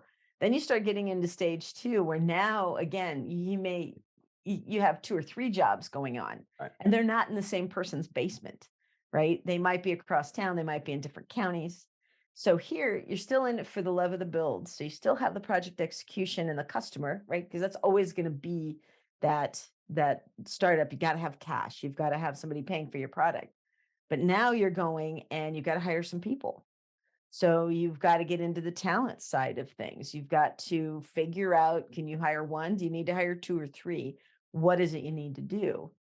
Then you start getting into, it's not just, hey, can you wire the money to my bank account? Now you've got multiple people on possibly multiple jobs that are most likely needing to buy things that are not just the tools that are sitting in the back of your pickup, right? So finance, you're doing something with finance. You may have had to go and get a line of credit. You may be trying to get some terms from your local hardware store, but somehow you've got finance that you're dealing with. You're probably also dabbling in the technology, right? How am I keeping track of my receipts? Am I taking pictures of these things? Is there some software that we're using? Are we now on QuickBooks, which is typical of what most people do? And we're having to buy more things than just buying it and introducing it into the job and then not having really much left over. Now you're looking at, okay, I've got, again, a couple of jobs going on. Can I buy together what might be needed on both of these? But you've got a lot more happening in more areas than just, here's my one job and we're off. So the basic foundation starts to split out a little bit. I love the way that you described finance, the almost the nuance between finance, between where they're describing the model, but the difference between finance and accounting. Finance being, some of the activities like you talked about, the banking, the getting a line of credit, getting getting insurance and things like that, and accounting being keeping score. Yep. So okay, so now we're moving past to the diagram starts to get a little bit messier. Well, it gets messier because you've gone from probably 15 people to that 50 people. Right. So now you can see at the bottom, geography is a thing. Now that geography might be you've got some estimators now in the office, and you've got 2 or 3 jobs or 10 jobs going on, and those jobs are going on across town. But geography can be a thing, right? Where are all of my people and where is all of my work? And I probably have an office besides my garage. So you've got people kind of strewn about and have to know where they are and what they're doing. Still back to the project execution and the customer, but you can see now we've added that customer base needs to be a diversified base, right? You're probably not building for the same people over and over, or maybe you are, but then are they delighted and they're going to invite you back? Because if it's a larger customer and they're not happy with what you're doing, you may have just lost that, right? So this is a little bit like the stock market, right? You need to be diversified in who you're doing work for and making sure that they're happy with the work that you're doing. The other things that change, and you can say, well, I should say the things that stay the same, right? We still build on talent. We still have finance, technology, and procurement, a little bit of that. But what's happening now is our project execution. We're kind of going 2 ways with that. One is we're more concerned with project exit because we're not always staying. Not everybody is staying on that project to finish it to move to the next one. You may be dialing down your crews, taking them to another job. Now, how are you going to exit out of this? How are you going to get everything from, cleaning up any of your submittals or getting the last of your cash? Or in some cases, are there O&M manuals that are owed? What do you got to do to get out, to be done, right? To close the book on that, or close the book on that chapter of this particular job. You're also looking out a little further before that, is when you're awarded this job, how are we planning this? How are we getting ready from the time we get ink on a contract to day one? Because you probably have 2 or 3 or 4 jobs or half a dozen jobs running around in other places. You have to plan for the work that's being done, how we're getting out of that work, and then how those people are going to come around, how we're going to cash flow this thing, right? How we're going to be able to work through the planning stage to execution to exit, so that we don't have people standing around, that we have enough cash to make payroll, right? Like David said, if you're an hour late on payroll, you'll see who your friends are. But it is about looking at that repeatable cycle of how do we plan this work, how do we work through it, and then how do we get out of it, making sure we have that next job to go to, so that we don't have people sitting around. So it starts to get yeah, a little messy, because we're looking at that kind of consistency in outcome. So we're looking at it in loops, right? Not Right. just a start and an end, but in loops. So this is a one thing that I think goes back to also your background, but going back to you as a contractor and how you work with subcontractors. Mm. And it's interesting how when you get to a certain size or certain stage of growth, you learn how to go pull things out of your subcontractors. And giving an example of that in for the most part, if you're at stage three and you're working for, let's say you're a specialty contractor and you're working for a general contractor, or you're a general contractor working for a project owner that's at a similar stage, right? You're kind of evenly matched. They aren't going to be focused on what you're doing from award to start. They just want you on the project and go build that project and get that project done. and they aren't focused on all the stuff that you need to be doing to exit the project. So it's just kind of this whole morass of problems, right? Now you're at the end of the project and you all of a sudden realize like, oh, I'm running out of cash, and you go and look and you're like, oh, why we haven't gotten paid our retention on this? We didn't get paid our Yeah. final billing, and then you call them up and they're going, okay, let me get back to you. And a week later, they say, well, you need to get these closeout documents and this and this and this, and you start arguing and arguing, and then you go check the contract and the specs, and then you realize you had to do it, and now 90 days later you start to get your money. Yeah. That creates a problem. What I've noticed that's interesting, I noticed when just as a contractor, we got when we first started getting some projects with like those customers that we kind of wanted to that next level up, boy, they were asking like a lot of questions. Their project managers were very deliberate and asking us questions about things that were kind of in the startup stage about Yep. submittals, and do you have this, and have you ordered this, and have you done all these things, right? They were not reactive about it. They weren't reactive on their own. They weren't reactive downstream.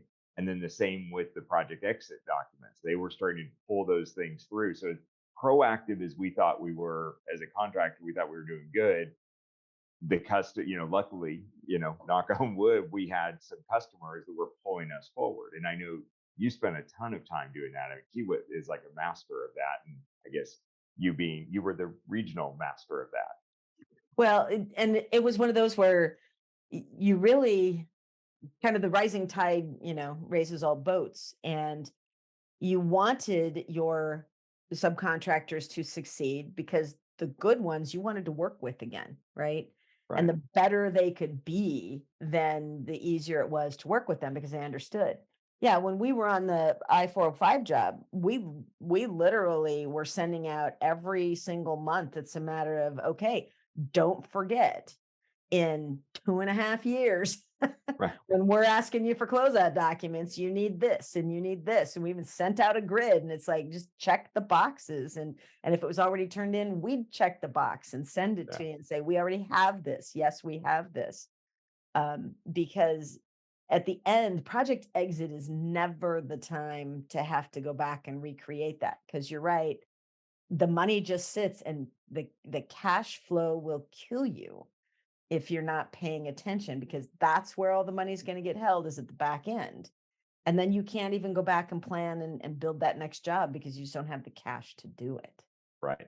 So yeah, it's if done well, it is a growing experience for everyone, right? It's same thing with your talent. If you're going to train people and then have professional development and leadership development, you want to do the same thing with the other organizations that you work with, whether vendors or subcontractors. Help pull them through to be better for the industry. And that's whether that's great advice for and a lot of general contractors. So don't start to go evolve into that and become proactive, because they're running and Yeah. trying to run their business and just keep things moving. So they don't start to evolve to that level until they're typically at stage 6 plus.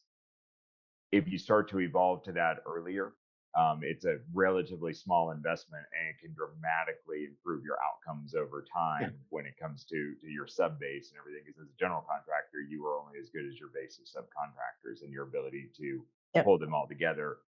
The challenge is that investment doesn't start to pay dividends for several years down the road until they become habit. But that's probably the biggest takeaway from this one. So now we're moving past stage 3, we're moving to stage 4. And I guess it's appropriate that stage 4 looks a little crazier on this slide, because really you're going from that 150 people to 500 people. It's a big jump to go from getting those consistent outcomes to having that full scalable foundation. So the big things here are, when you move from 3 to 4, now you're looking more at, like on the right hand side, you're looking more at the market sectors. Are you working in the market sectors that you want to be working in? Not just the places, but are you expanding into anything different? Are you contracting out of a market? What does that look like? And just one in from that, what is the planning right? What is the planning for that? What is the planning for the work? What is the planning for all things that you're going to be doing? When you become, when you're working on that scalable foundation, like we talked earlier, right? It's about projection, it's about succession, it's about all things planning. You can see that the planning actually goes to our talent value stream now really starts to show up.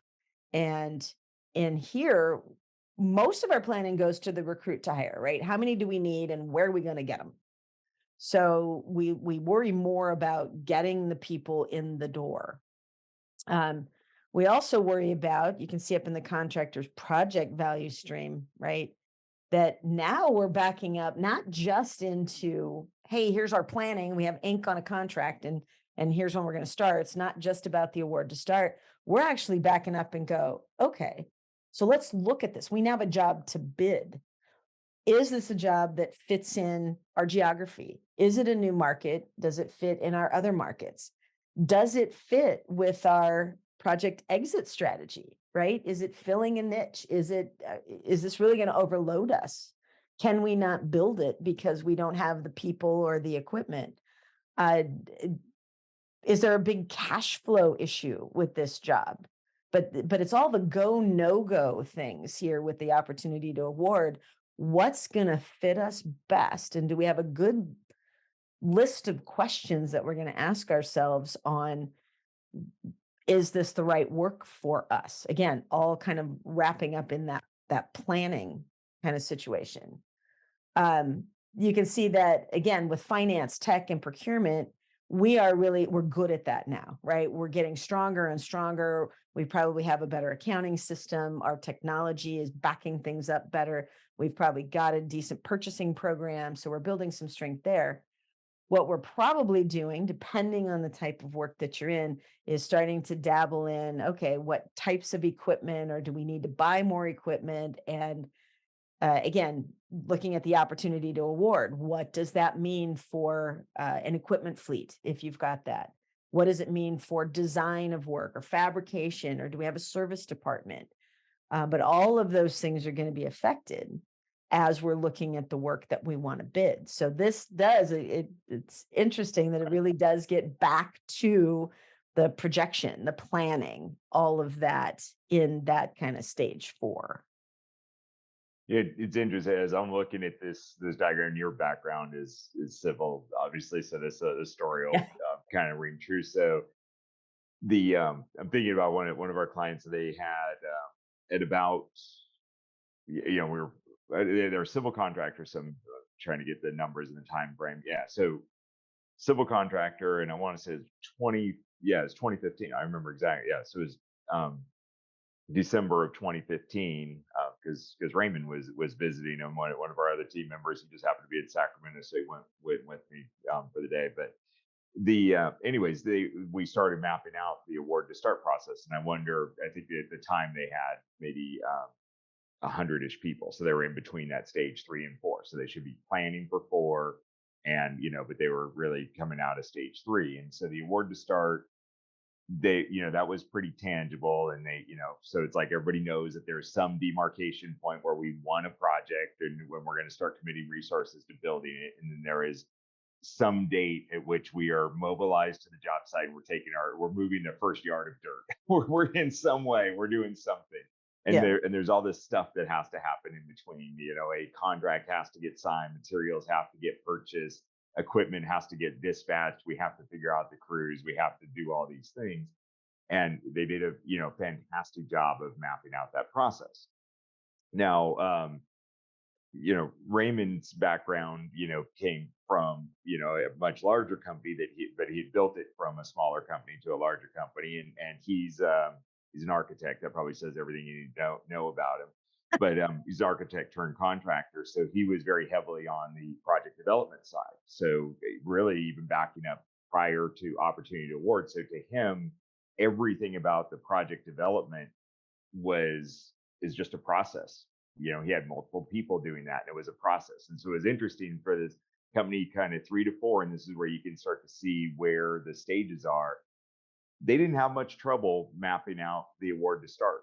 They were able to sit there and put post-its on the board and move them around and draw the lines and connect them, and with reasonable facilitation, they were able to really define the decisions that had to be made. And does it have to be a hard notice to proceed, or can it be a handshake from a really good customer? What's the escalation process? They didn't have much trouble with that.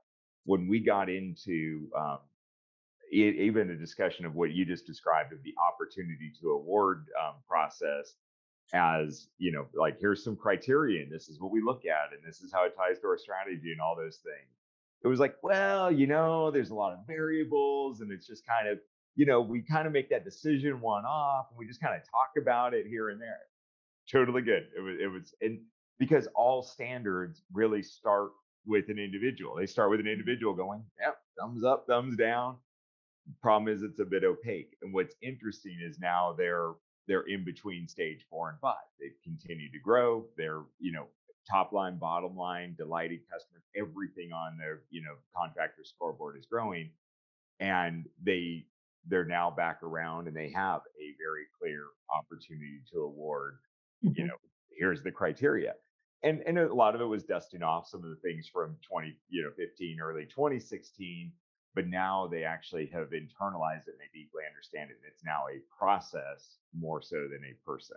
And Right. so this is just a long way of saying you're right. And they're working on exactly at this stage, developing a lot more recruit to hire capabilities and going, okay, what exactly Yep. do we need? And so it's becoming less reactive. It's not becoming, oh, we won this job, we need X. It's now becoming, looking at our business plan for 2023, we're going to need 2 extra project managers, 1 project engineer, so on and so forth.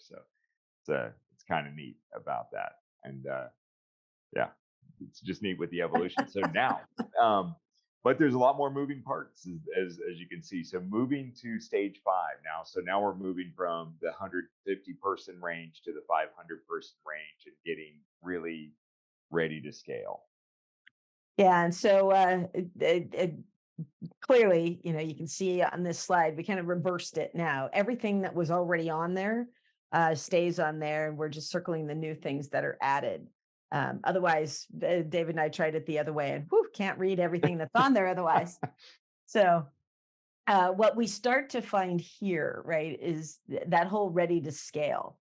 Uh, the ready to scale is saying, okay, we got this, right? We've got most of this. We understand what it takes to get to be scalable. And now we see that you kind of have to back up and look at the larger view. So in this case, we look at just like we talked, right? It's all about the communication. It's all about succession. It's all about the systems that we're using to keep things running, and actually making sure that our talent is inside that same kind of system. So just looking at the contractor's project value stream, when we back that up, right? David was just talking about, you were just talking about opportunity to award. Now we back that up into the prospect opportunity, just like you were saying with Raymond, right? He backs up in there. Very interesting, because the opportunity to award is probably the best you're going to do on the money you're going to make on a job when you sign that contract.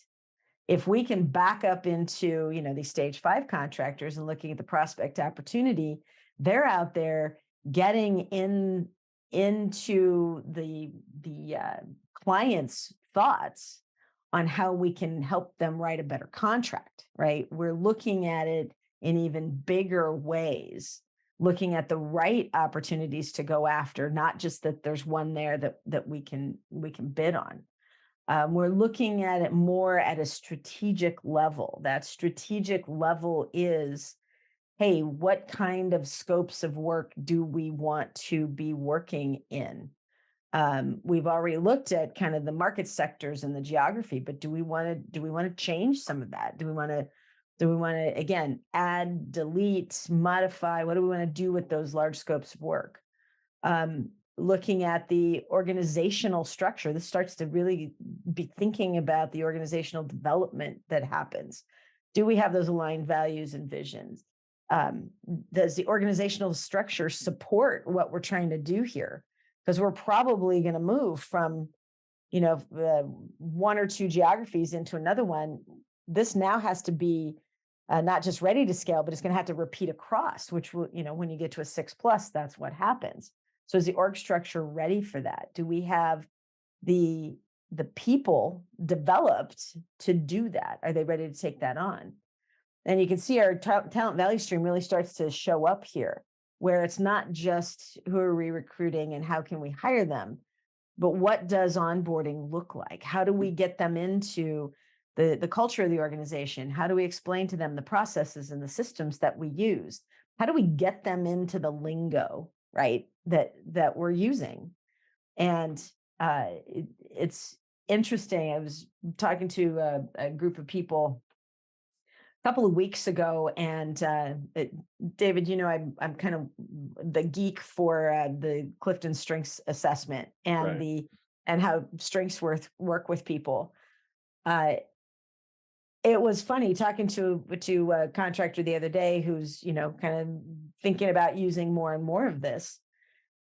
They were having a hard time when they're onboarding people because the language they were using when they were onboarding people, yes, of course, it's very company specific, but they weren't using anything that they could all get their head around. And so in that case, we had gone to the Clifton Strengths, and now suddenly, as people are coming on board and they're being mentored through and they're being trained through, a lot of the conversations were going around, what some of the strengths were of other people, and what their own strengths were and how those all managed together. But onboarding somebody is a huge deal. How do you do that? What's the training? What does that all look like? And how can you talk the same to somebody? Because you're trying to get them to stay inside the organization, right? Because they're gonna have to move up, they're gonna have to move around. And really retention is a bigger deal too. And retention is the training of people, the professional development, which means depth at the role they're in, leadership development. What could their trajectory look like as they stay inside the organization?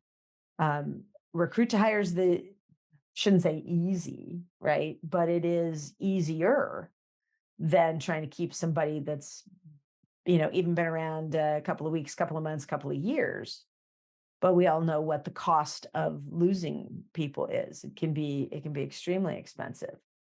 But this is always a fun stage to watch because, but one of the clients I'm working with, you can almost see the light bulb come on when they're talking about those next few jobs, right? They're talking about that prospect opportunity. They're talking about those next few jobs, and and it's I shouldn't say the light bulb, but the light bulb gets brighter and just brighter, right? Because they're talking about, yeah, and we're going to need to go back and hire, more people for this, and they're going to need to be in this area. They're going to have to work in these market sectors, or they're going to have to, and it's just fun to watch them mentally connect all of these dots or all of these puzzle pieces and really think about it in a system, right? Literally think about it in the system that it is. It's fun to watch. In a system that's supported heavily by the people, so that this diagram looks heavily green. There was Yeah. it was very intentional that the talent value stream was is green on the model, and stage 5, we also color code that as green because that stage 5 is where you really start to think, the two big things added in at stage 5 that I would look at is that you start to think about the talent value stream and go, wow, this is, we are not a machine that builds projects. We are we're now moving to a machine that builds the people that build the projects. Yep. We're now, we're moving to the machine that builds the people that build the systems that build the projects. And that's a big shift. That's a huge mindset shift. If you're still the same CEO moving from stage 3 to Yeah. 4 to 5, that's a big mind set shift for yourself and a capability shift. The other one is the critical supporting operations. And these are going to look different for every contractor. Every contractor, like you said, has so I know, finance, there's technology, there's procurement, you've got to buy it. You could be, if you are a commercial general contractor, that doesn't self-perform, you don't have equipment as a supporting operations. You lease some Right. vehicles or you pay vehicle allowances. However, if you're a civil contractor, even at stage, 4, you're going to have pretty robust equipment operations. By the time you're at stage 5 or stage 6, that equipment's representing a third or more of your balance sheet, and you're going to have a really high level leader in charge of that. And so this is also an interesting leadership shift, is that at stage 5, you will start to have people in these critical supporting operations roles that are individually so much better at their specialization than what you are as a leader, and that's also an uncomfortable leadership shift. You may have, design might be part of it, so you might have a chief engineer that is better and more degreed than anything you are. You might know that your magic is how you pull it all together. You might have a service element to the business, and at this stage, that service element is integrated fully into the last part of the project execution, the project exit. It's introduced up front and may be part of the sales process, but in the prospect opportunity and opportunity to award, it's fully integrated with the construction work, and it both generates opportunities for large construction projects, and it's fully integrated with the delivery of those large construction projects. Again, every business is different, so that's why it's important to take this model, recognize it's just a model, and make it work for your business. But those are some big shifts at this stage, and I think the other big shift is moving from planning to strategy. So I'm very much an operations person. I love you, Sue, because you have at least as many black shirts as I do. So we are not trying to just I guess we're slow and steady, but strategy is strategy is hard. There's the part that's exciting about strategy, and that's where we see a lot of people get stuck when they're at stages 4 and 5. And we're going to touch on this a little bit more later on, but strategic brainstorming is fun of all the possibilities. But no, strategy is actually about making some hard choices about specifically what we are going to do, and more specifically what we're not going to do. So saying yes to 3 things means saying no to 20 things. Yeah. Which is very different than the mindset you have to be at stage 1, 2, and 3. As an entrepreneur, when you're starting up, anything looks like a good job. Like if there's a customer and they're willing to pay you for it, and you think you might reasonably be able to do it, you're doing it. Right. And at stage 5, you start to have to think about saying no. And how do you say no? How do you say no effectively? That's literally why they call it the opportunity go, no go. So you're doing it in stage 4, you're thinking about it, but in stage 5, you're really codifying it. You're now, part of your role as the top leader is saying, what are we going to do? What aren't we going to go do? And that's scopes of work, market sectors, types of customers, geographies, things like that. Be hyper intentional about that, because you're allocating resources now over a 5 to 10 year time span. So let's go to stage 6 plus, and what changes. So here, the interesting pieces that change is this is really about the cyclical nature of how it's done, right? Stage 5 was all about, okay, here we go. And David, like you said, right, it's saying yes to 3 and no to 20. It's planning for what that means. It's all of that. You get to stage 6, and now you're looking at strategy on a regular basis. You're looking at planning on a regular basis. All of those, it's like at the bottom of the slide, all of those are really wrapped around in, we call it an operating rhythms, that those operating rhythms are, how do you do your strategic planning? How do you do your business planning? How do you do your job planning? How do you manage your talent value stream? You can see we've added the planning side of a talent value stream. We've added the offboarding side to close the circle on what that looks like, right? It's a cyclical thing. the talent value stream is completed here because we look at um, the again, the planning is not just planning for the people, it's planning for the people that fit into the scopes of work we're going to have, the geography we're going to be working in, the organizational structure. If we've got, we're working with succession planning. What does all of that look like? Do we have the right people available? Do we promote internally?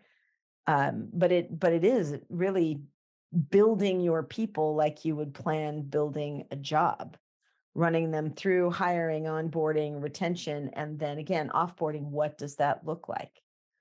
Um, but to me, this one is all about the sustainability of the cyclical nature of each and every one of these cycles, and that it is about the system cycle. You're going to have people in there making those choices, but they are more deliberately run. They are more systematically scheduled. They are intended to collect feedback and have every iteration be even just 1% better. They're not just head down, straightforward. These are ways to look at it, to move it forward one iteration at a time. And whoever sits in that seat, whatever seat it is, they're starting with the same systems that the last person had. There's continuity, right? And it works for all levels of the organization. But I saw it firsthand where there was a corporate strategy, right? There was planning for what we were going to do corporately. And then there were divisions below that, right? There was the heavy civil division, or the infrastructure division. There was a power division, those types of things. They had a strategy that fit in, under the umbrella of the corporate strategy. And they had planning, and what are our rhythms to do this? And how are we gathering up that feedback? And does our organizational structure and does our talent fit all that? And then inside the infrastructure division, there were, regional markets. They did the same thing. What does it look like inside here? So again, a cascading level of systems that it'd be like watching the internal guts of a clock, right? watching all those things move around. It's I don't know. I find it very interesting to think about it, stand back and kind of look at it and go, huh, it really is that. Most people we just don't think of it this way, right? Right. Because we're so busy in remembering that we got into it to build things. And we forget that this is really the level at which people need to be. And David, you talked about that CEO, right? At level 4 has to be a different CEO at level 5 or act differently. And that CEO may realize that they're not the CEO for stage 6. We have a client right now that's saying, you know what? I'm a great CEO at the level we're at, but he said, I don't see myself being the CEO at the next level. He goes, I think this might be it. And he goes, I'm fine with that. We just need to work through that. And it's that as well, right? Realizing who's best at which stages, and knowing it's okay to not make it from 4 to 5 or 5 to 6 and do something else, live into your retirement masterpiece, right? Including even that you don't even have to grow your contracting business like that, just Right. because our business is helping contractors navigate these different stages of growth. And part of that starts with helping refine, that is the leader, the owner's vision, the person who has the say on where the business is going. That's a big part of what we do, is help them Yeah. refine their vision. And one example I'm thinking about is someone who's had a desire, had a want for stage 4, but quite frankly didn't have the aptitude. for it. Mhm. So, and this is hard. This is a stressful thing. So when you want this, but you don't have the aptitude. Now, what they had an incredible level of grit, stamina, determination, whatever word you want, extreme ownership, whatever current publication of the best go do this book. They had all of those things. But Right. the problem is that if you don't have the, you know, the aptitude to actually go do it, the raw materials, like, I could have all the desire in the world. I'm probably not going to dunk a basketball, 50 years old, I'm 5'10". Yeah, just probably not going to happen. You probably wouldn't want to bet on that. And quite honestly, me being, if I was hyper determined to go do that, and I worked really really hard at it, aside from setting myself up for disappointment, I'm probably doing a lot of damage to my body. Yeah. A whole lot of damage to my body by doing that. So that's kind of the analogy that I go back. And through a lot of really hard conversations, we got back to, no, you were at your happy spot running a stage 3, contractor. You were at your happy spot. You were happy. You were making plenty of money. Customers were delighted. Your team was Yep. making plenty of money. All that was good. Let's call this what it is for now. You Yep. know, end. And so, just because we just talk through, I just want to make, sure that we're not saying, you have to go grow. Growth is a decision. It is a choice. Right. If you do make that choice, this is what it looks like. And this is how that model evolves over time from stage 1 through stage 6 plus. And this is kind of what it looks like. Well, So, when we were talking the other day, right, where you see the circles up in the upper right hand corner, it sometimes can feel, but looks maybe a bit like a tornado, right? At the bottom, yeah. a stage 1, stage 2, right? It's a little bit tighter circle, tighter circle, tighter circle, and as you get bigger and bigger and bigger, there's just bigger circles going around. So yeah, it is all um, systematic. We just need to think of it that way, right? Just realize it's all a system. And you have to know what you love doing. Yes. I think, it's really important. Like I really love building projects. I still, I'm an electrician, right? I enjoyed changing light bulbs this morning. I got into the office and there was a light bulb that was out. I was like super excited. That's electrician light, by the way. But anyways, you have to decide what excites you, what motivates Yeah. you, and also what your aptitudes are, and where you're at. You can't take stage 5 systems and bolt them onto a stage 3 contractor. Right. The systems would crush the operations. It wouldn't be worth it. It would stifle it, and that's something that has been well described. They call it bureaucracy. Lots of people look at bureaucracy and it's kind of like a misunderstood word. They look at it's like communication. Bureaucracy in and of itself is just a word. You have to qualify it. There's enabling bureaucracy, which is the scaffolding around an organization that allows it to scale and grow.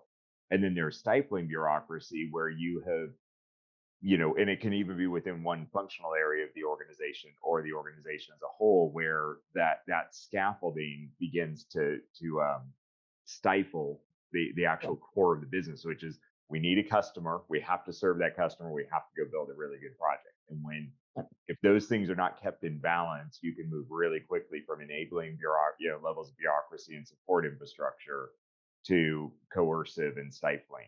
And that's the beginning of the end. We're not going to Yep. talk about that at all. That's doom and gloom stuff for the future. But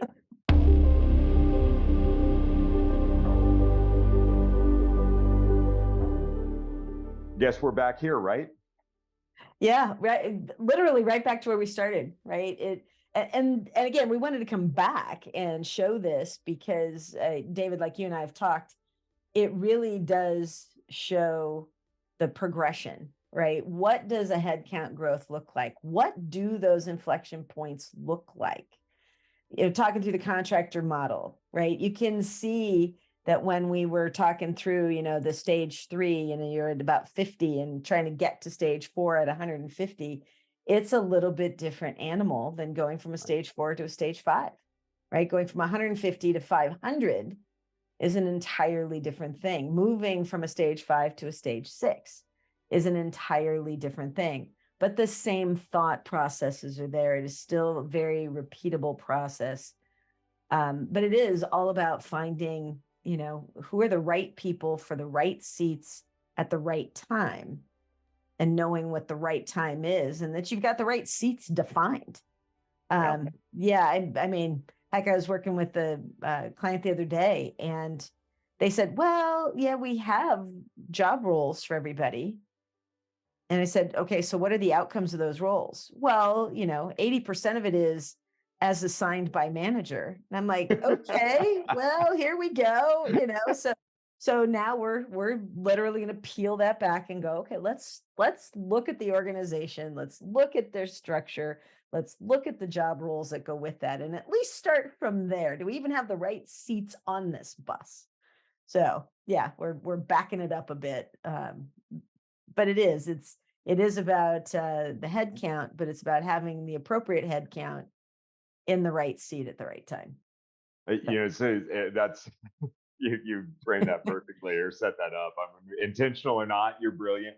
But so yeah, at the 150-ish size, at that stage 4 in there, you're building some functional area leadership capability, capacity, and that's exactly what you said. You're trying to define. A lot of that is defining the outcomes that you need from those roles.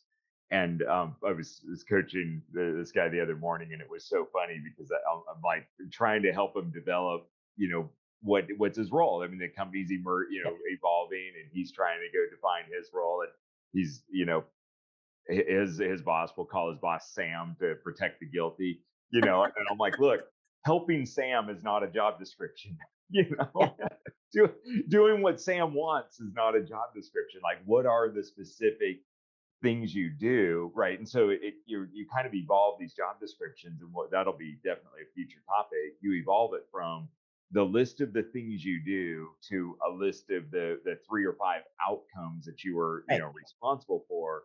And then that evolves into, by the time you're in stage 5, here's the system. Here's very specifically how you achieve those outcomes.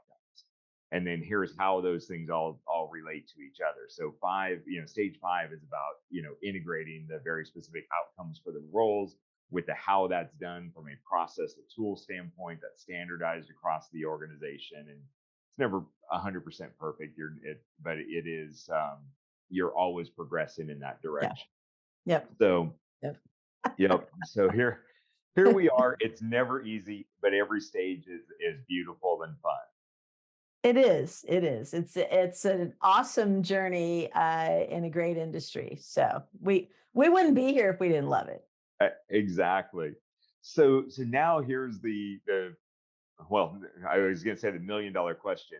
In contracting, $1 million is almost nothing these days. So here's the multi-million-dollar question: is, okay, I see the machine, and I almost look at this as 2 types of leaders. Like, either you're a serious optimist, which I think you have to be an optimist in order to be a contractor, because a pessimist would never ever start a contracting business. So you're either walking out and you're looking at everything thinking, everything's pretty good. We're doing pretty good, because obviously you're still standing. Or you've grown around and you look around and you see 1,000 problems. So neither one of those is super, super effective, because, one, there's always something to be improved and on the machine, including preparing for that next stage of growth. And the second one, even if you see 1,000 problems, and I'm just speaking from my personal experience, one of the things that made me super good at a field leadership level, like a superintendent level, and at a project management level, was I can walk a project. And I had this great mentor, Mark, who showed me how to walk and see at this excruciating level of detail everything that's wrong on the project, everything that's out of place, everything from this could be cleaned up a little bit more, these tools could be organized a little bit more, this safety thing over here, this, that, and the other thing. I mean, a list where I could, when I think it was 1996, 97. And I remember I had a pretty short list of what I thought was the punch list for the project. And he walked, and he's a good 8 inches taller than me. He's like 6.5 feet tall. And so he's walking. I'm pretty much jogging to go keep up with him and everything.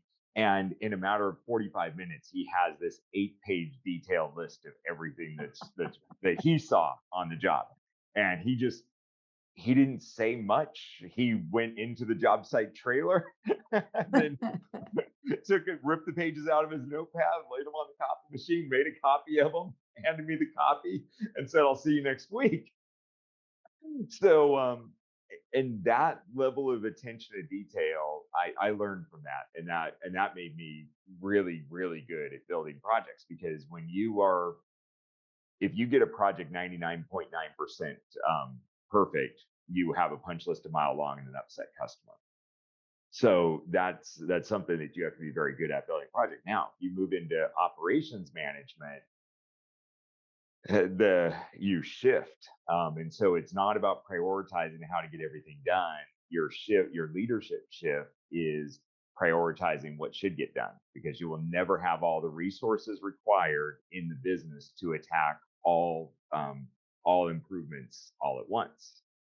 So it's how do you really effectively resource all the competing priorities. That's a subject for you and I to talk about in the future because that's where we spend a lot of time. In the meantime, I think one of the helpful, and we're not targeting this and saying a word to start is the one. It's saying look at your whole model and ask this question that is from the 4 disciplines of execution that says if every other area of our operation remained at its current level of performance, warts and all, problems, inefficiencies, just ignore it, put blinders on. What's the one area that you would change within the organization that will have the greatest impact? And think about that impact in terms of changing your contractor scoreboard over the next, 2 to 5 years in the future. Maybe 1 to 5 years in the future. Email us and we'll have some contact information at the end. But we have a learning guide tied to this book, The 4 Disciplines of Execution. There's this book, The 4 Disciplines of Execution. It's based on a general, a lot of management principles going back to the 50s of management by objectives and key results. It's been called a lot of different things over time. But it's really about priority, how you prioritize. We have found that the language in this book appeals to. I don't think so. We've had any contractor we worked with where there wasn't at least a few people that are like, I love that book. Yeah. Yeah. There's always, everybody gets at least a little piece of knowledge out of it. Yeah. So anyways, it's well written. It's building up on I think at the time this book was written, I want to say the 2010s or so, it was built upon 60 years of a kind of codified body of knowledge of how to look across a broader organization and figure out what the priorities are for improvement. We built the kind of contractors business model as a way to visualize some of the big blocks of the organization and help at least narrow in on what that is, or else you run around like my mistake moving from project level management to general management was I was trying to punch list the business and I was overstressing my team. I was really good at it. I could run around and look at everything and I would stay late. I was single. I didn't have any kids. It was like fantastic. So after the business kind of stopped at 5 or 6 p.m. and everything, I would stay for an extra couple hours and I would write up long lists for everybody that worked for me to go do. And then I think we were all that person at one time. just to make absolutely certain that they didn't get buried in any of your other emails, I would actually go around and print the things out and sit it on their chairs so that they actually had to physically move the list. Did it drive some improvements? Absolutely. Did it create a whole lot of stress that was unnecessary? Yes, because I didn't have at that time. I didn't recognize that it was about focusing on the priorities and then which levers are going to have the biggest impact. So I could have done a whole lot better job rather than kind of spread around the resources that were under my leadership. Instead of spreading those around for all these kind of smaller improvements all across the organization, I would have, looking back, I would have done much better had I been able to concentrate. So that's If you take away anything from this, that's what we've been talking about for the last couple hours. So, moving, that was easy. So moving to the last couple things, levels of strategy, and we talked about strategy really coming heavily into play. I mean, there's strategy at all levels, right? And this is there, but your first strategy is I need to find a customer that's going to pay for something. But as you kind of evolve into stage 5, stage 6, strategy also gets thrown around and misused a lot. It's not one general word. And so we're going to try and break it down a little bit. There's the company level strategy. What's the purpose of the company? Why do we exist? And where are we heading? What does it look like when we get there? How will we get there, including our operational, our behavioral boundaries, right? Those are the big strategic things at the company level. Then you start breaking it down to individual markets, like so you touched on it, like the industrial division and things like that. And that's where you're starting to say which industry sectors are we going after, which geographies, maybe which scopes of work or products. Yes, some contractors manufacture and sell products that support their operations. Some contractors align strategies around different delivery methods, like they will only use integrated project delivery methods, or CM at risk, or something, or design build. And then what's our strategy around particular customers, and what's our strategy even around particular projects as you get into larger, more complex projects. So there's and those strategies at the we kind of call the market level all have to integrate with the company's overall strategy, and including the operational boundaries. And then you've got we'll call it the kind of the operational excellence level of strategies. That's all the things that are in the contractor's primary value stream, the project value stream, as well as all the supporting operations. And that's saying, like, okay, what functional area capabilities? Functional area could be procurement, functional area could be fabrication, it could be project execution. But what are those capabilities and capacities do we really need to win within those markets? What's going to differentiate us? If somebody says on time and on budget, I promise that's the absence of a strategy, and that's the absence of thought. That's the prerequisite. So there's because your competitor is never going to show up and say, yeah, you know what, I'm constantly over budget, and yeah, we're always behind schedule. Quality is a little shaky too. Quality is truly a little shaky. Not going to lie to you at all. So you can't say I'm on time and I'm on budget. So throw away the fortune cookie thing. Strategies are not fortune cookie sayings. So that's the operational, capabilities that are going to differentiate you in that market. And they do change by market. The organizational development is the strategies of saying, what's the talent? What do we need? How are we going to execute our operations, not to both today and into the near future. So with that, I know talent value stream was your very critical and brilliant add to this whole process.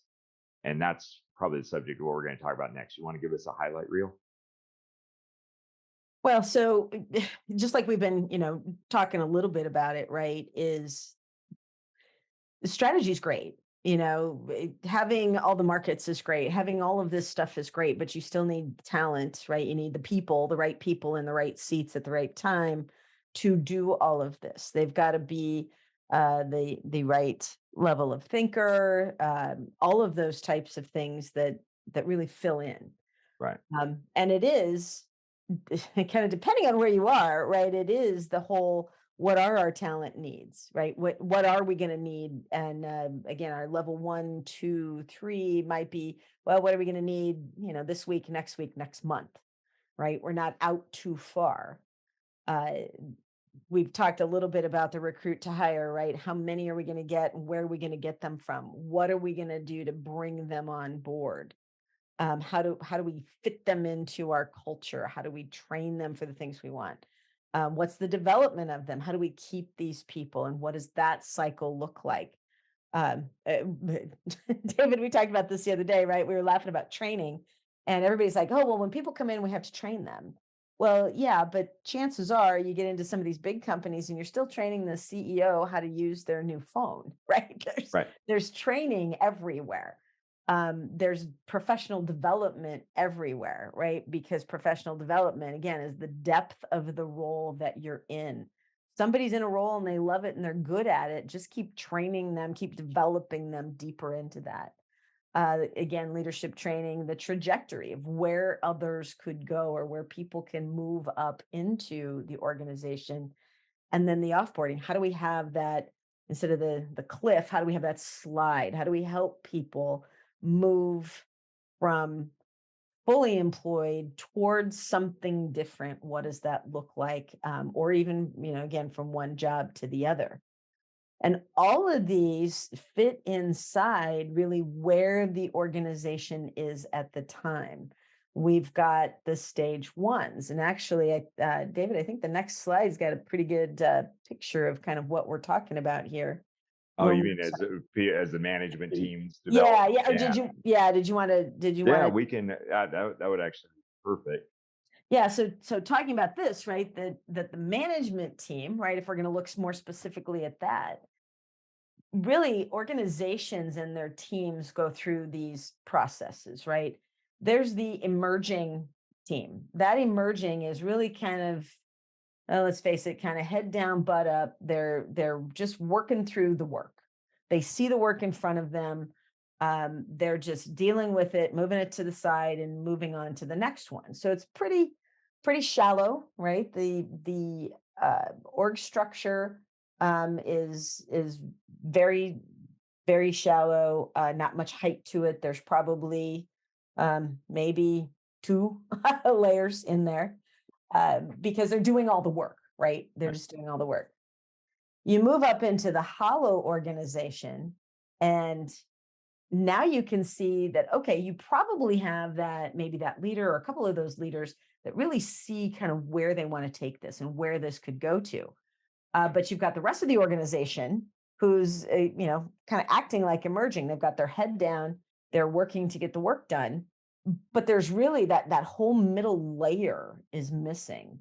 There's one person that can't possibly manage all of the people that are doing Right. the work. So we've got the hollow because that middle layer is just gone. Now, what can happen is, of course, you're in the midst of growth. And so therefore the middle layer maybe hasn't been uh, developed yet, right? You're still trying to figure out who those people are and kind of how you're going to fill in that structure. It could also get to be that you've moved to, and we'll talk about this ready stack next, right? We've got a full stack of people. You've got your head down people that are really getting the work done. You've got the next layers of management, whether you're scaling across geographies and markets and all that, and you've got these nice little stacks in two or three places, or whether you're kind of that stage 4, stage 5 company where you've got the full complement of people to run the business you're in. But you've got that leader, you've got the management layer in between, or maybe a couple, depending on the size of the organization. The interesting part happens to me is when you're in this ready full stack, if your leaders at the top are not really paying attention, back to that talent value stream, if they're not paying attention to the professional development and leadership development of the people right below them, suddenly what happens, right? I mean, David, you see it all the time. Those people will leave. They're Right. going to go start their own company. They're going to go to work for some other company. And now what happens? You've now become a hollow company again because Right. your middle level is empty or partially empty, right? So you've got that. Again, it's a cycle. It's a cycle if you're not paying attention to everybody there, and certainly in that talent value stream, in the retention cycle, you're going to go from ready back to hollow, and very possibly almost back to emerging if you don't have enough, and you've got to move back down into those roles and kind of head down and getting the work done. So yeah. And you're describing that at, because that's and you're working backwards in the same stage that you're at. I mean, Yes. never mind growth, because Yep. yeah, I was really I was thinking about that in terms of and there's a huge difference. Age has something to do with it, because sooner or later age will take us all out of the game. I Yeah. mean, no matter how you look at it, none of us will win that fight overall. And so we have two contractors that I would say are both described as extremely hollow, but one of them, the leader that's there, is in their mid 40s, so they have time to work through the hollowness. Now, whether they will or won't, to be determined. Whether they can or can't, to be determined. But either way, they have time on their side. Another one is very much on that same side, and everybody's in their late 60s to early 70s. Yep. That's a whole different problem to go work through. Yeah. And that's, it's just a challenge. It's not anybody's fault. Just we happen to be here, and that's what we work through. So in terms of the management team, so that you just teed this up perfectly. This is what has to be evaluated. So if you're looking at this, you know, it's easy to do on your own. Almost like start step one, evaluate generally what stage of growth you're at, based roughly on your 2 month peak headcount, like we talked about last time. Adjust it for the complexity of the business. For instance, we have contractors that are, maybe size wise a stage 3 or a stage 4, and yet they have a full stack of engineering services and fabrication and things like that, just because of the market that they happen to be in and what they serve. Mhm. And so that's a lot more of a complex business. There's a lot more handoffs, there's a lot more interactions and everything that have to happen. We also have contractors that are in the five, six, 700 person range, that serve a single rapidly growing market, and so the complexity of the business is requirement is just far less. So you have to kind of make some adjustments for the complexity of the business, and how you're looking at that model. But in any case, headcount definitely plays a role, and complexity is an adjustment factor, maybe up one, down one. Then look at your growth history over the last 3 years and your growth trajectory over the next 3 years. So, for instance, if you've grown really rapidly over the last 3 years, you are most likely, your management team, the state of it is probably somewhere between hollow, emerging to hollow, Yeah. and that's just the condition of, you've been growing really fast over the last 3 years.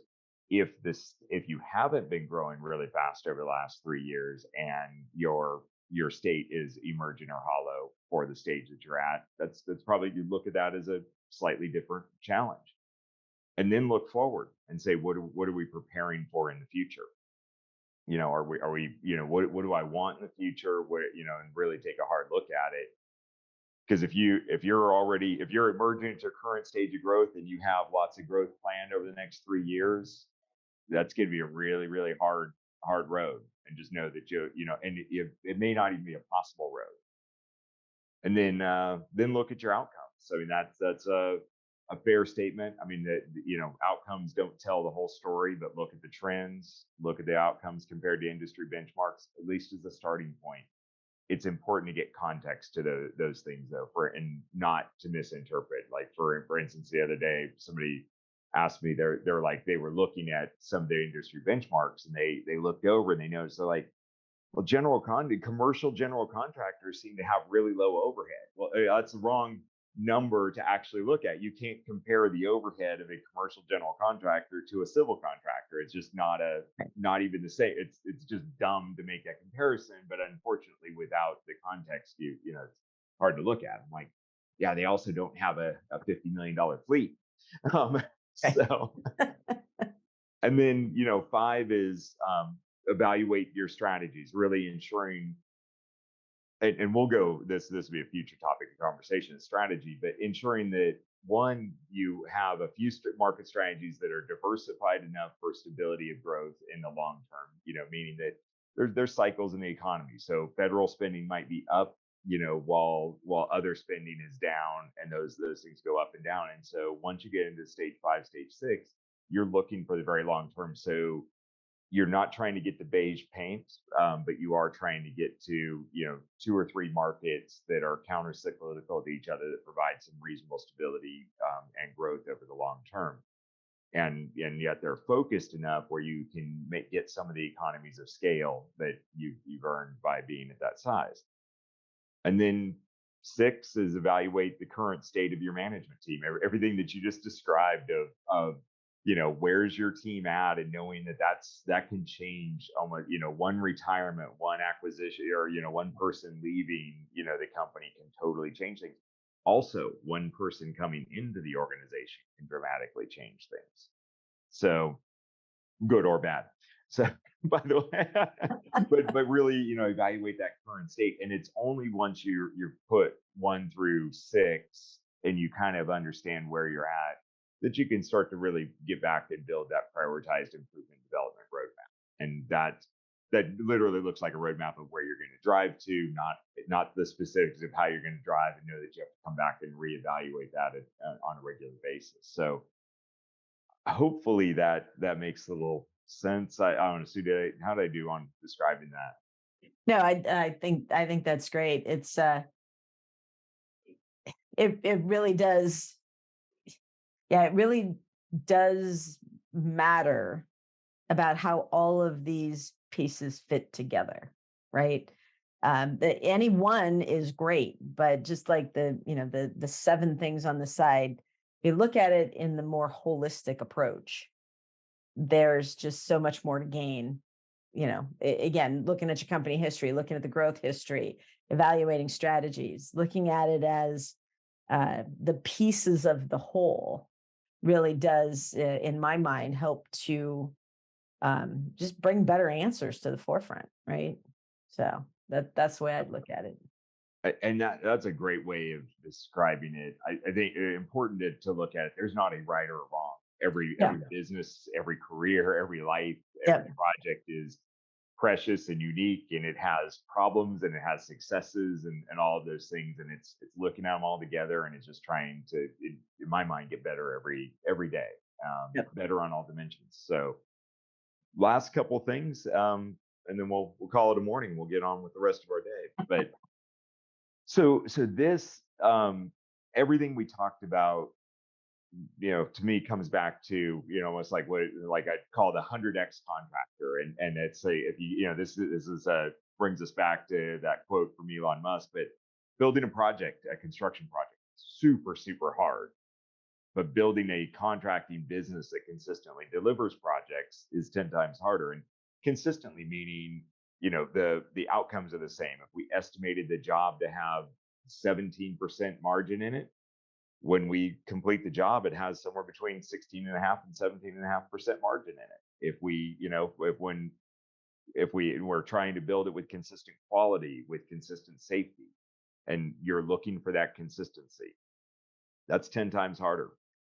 The real magic, though, that comes to sustainability, that starts to happen between stages 5 and 6, is building that contracting business that consistently develops the people who continuously deliver more projects each year, while improving the safety, quality, and productivity. That's another 10 times harder. So that's the 100x contractor, and that's what makes the difference between the contractors that are over on the left side of the graph from average, when it comes to consistent outcomes over time, to the ones that help bring it down to the average. So if you're looking at the industry benchmarks and you're average, there's nothing wrong with that. I'm very average, but just know that there's another 10 or 15% of the contractors out there that are way, way, way above average. And that maybe is where you want to set your sights on for sustainability. So with that, couple takeaways. Contact us. That summary of the growth inflection points, and there's a kind of a quick, like, 10-question self-evaluation, again, like super, super simplistic. A soft copy in PowerPoint format of that contractor's business model that you can modify, including the supporting operations, and rearrange stuff, and that way you can actually see your own business the way that you want to go see it. And you don't have to stick to this format. It doesn't matter what the format is. It's just a starting point. What you're trying to do is build a model for yourself that helps you see your business in a certain way, and helps your team all see it in a certain way. And then we've tied together those those two things, along with the book Four Disciplines of Execution, into a kind of a learning and application guide that can help you and your team see your business in a different way and start to work through the priorities. So that's those are the resources. And then coming up next, like we talked about, I think next time, Sue, let's dive in deep into the talent value stream. And well, I just said dive in deep. Okay, let's give a brief summary over a couple hours of all of the stuff that you work through when it comes to talent value stream. And we'll dive after that. We'll dive deeper into effective role transitions, both when you're very literally making a transition from one role to the next, as well as when you're in the same role and the company transitions between different stages of growth or in different markets, which is also a role transition, all the way up to that ultimate role transition of exiting the company. Really, at any level, how do you exit the company effectively? Yep. And then I definitely want to come back and tie together a lot more details about how to identify and prioritize improvements in talent development. That's something that's really hard to do, of balancing out like what needs to be done, what actually can be done, what we have the capabilities and capacity to do, and then what we will do. Quite honestly, there's desire and discipline that comes into everything. So, and that's harder than it seems. Like I should go work out right now after this. I should go for a run. I can do it. I have the capability. I need to do it based on what I ate and drank last night. But my workout partner's gone right now, so I probably won't do it. So, and I just made that information publicly available. So judge away. Oh, well, brings us to the end again. On with the day, right? Yeah, I always love these conversations because one, I always think I have an idea of what I'm going to say, and then we get there and it's like, oh wait, I thought of one more thing, and then you say something, and I think of one more thing. So I always appreciate these conversations. I think a lot of good stuff comes out of them. So very cool. Well, look forward to the next one on the talent value stream, and I will see you soon. All right, everybody, have a good day. You too. Bye. Building projects requires technical expertise and resources. Building a construction business is about developing and aligning those capabilities with customers. We exist to help contractors build stronger businesses for the next generation. From startup to sustainability, contractors grow through 6 distinct stages. Each stage of growth requires a different leadership focus, strategies, systems, and structure. Our goal is to broadly share information that helps contractors navigate each stage. Any resources discussed are available on our website at dbmteam.com.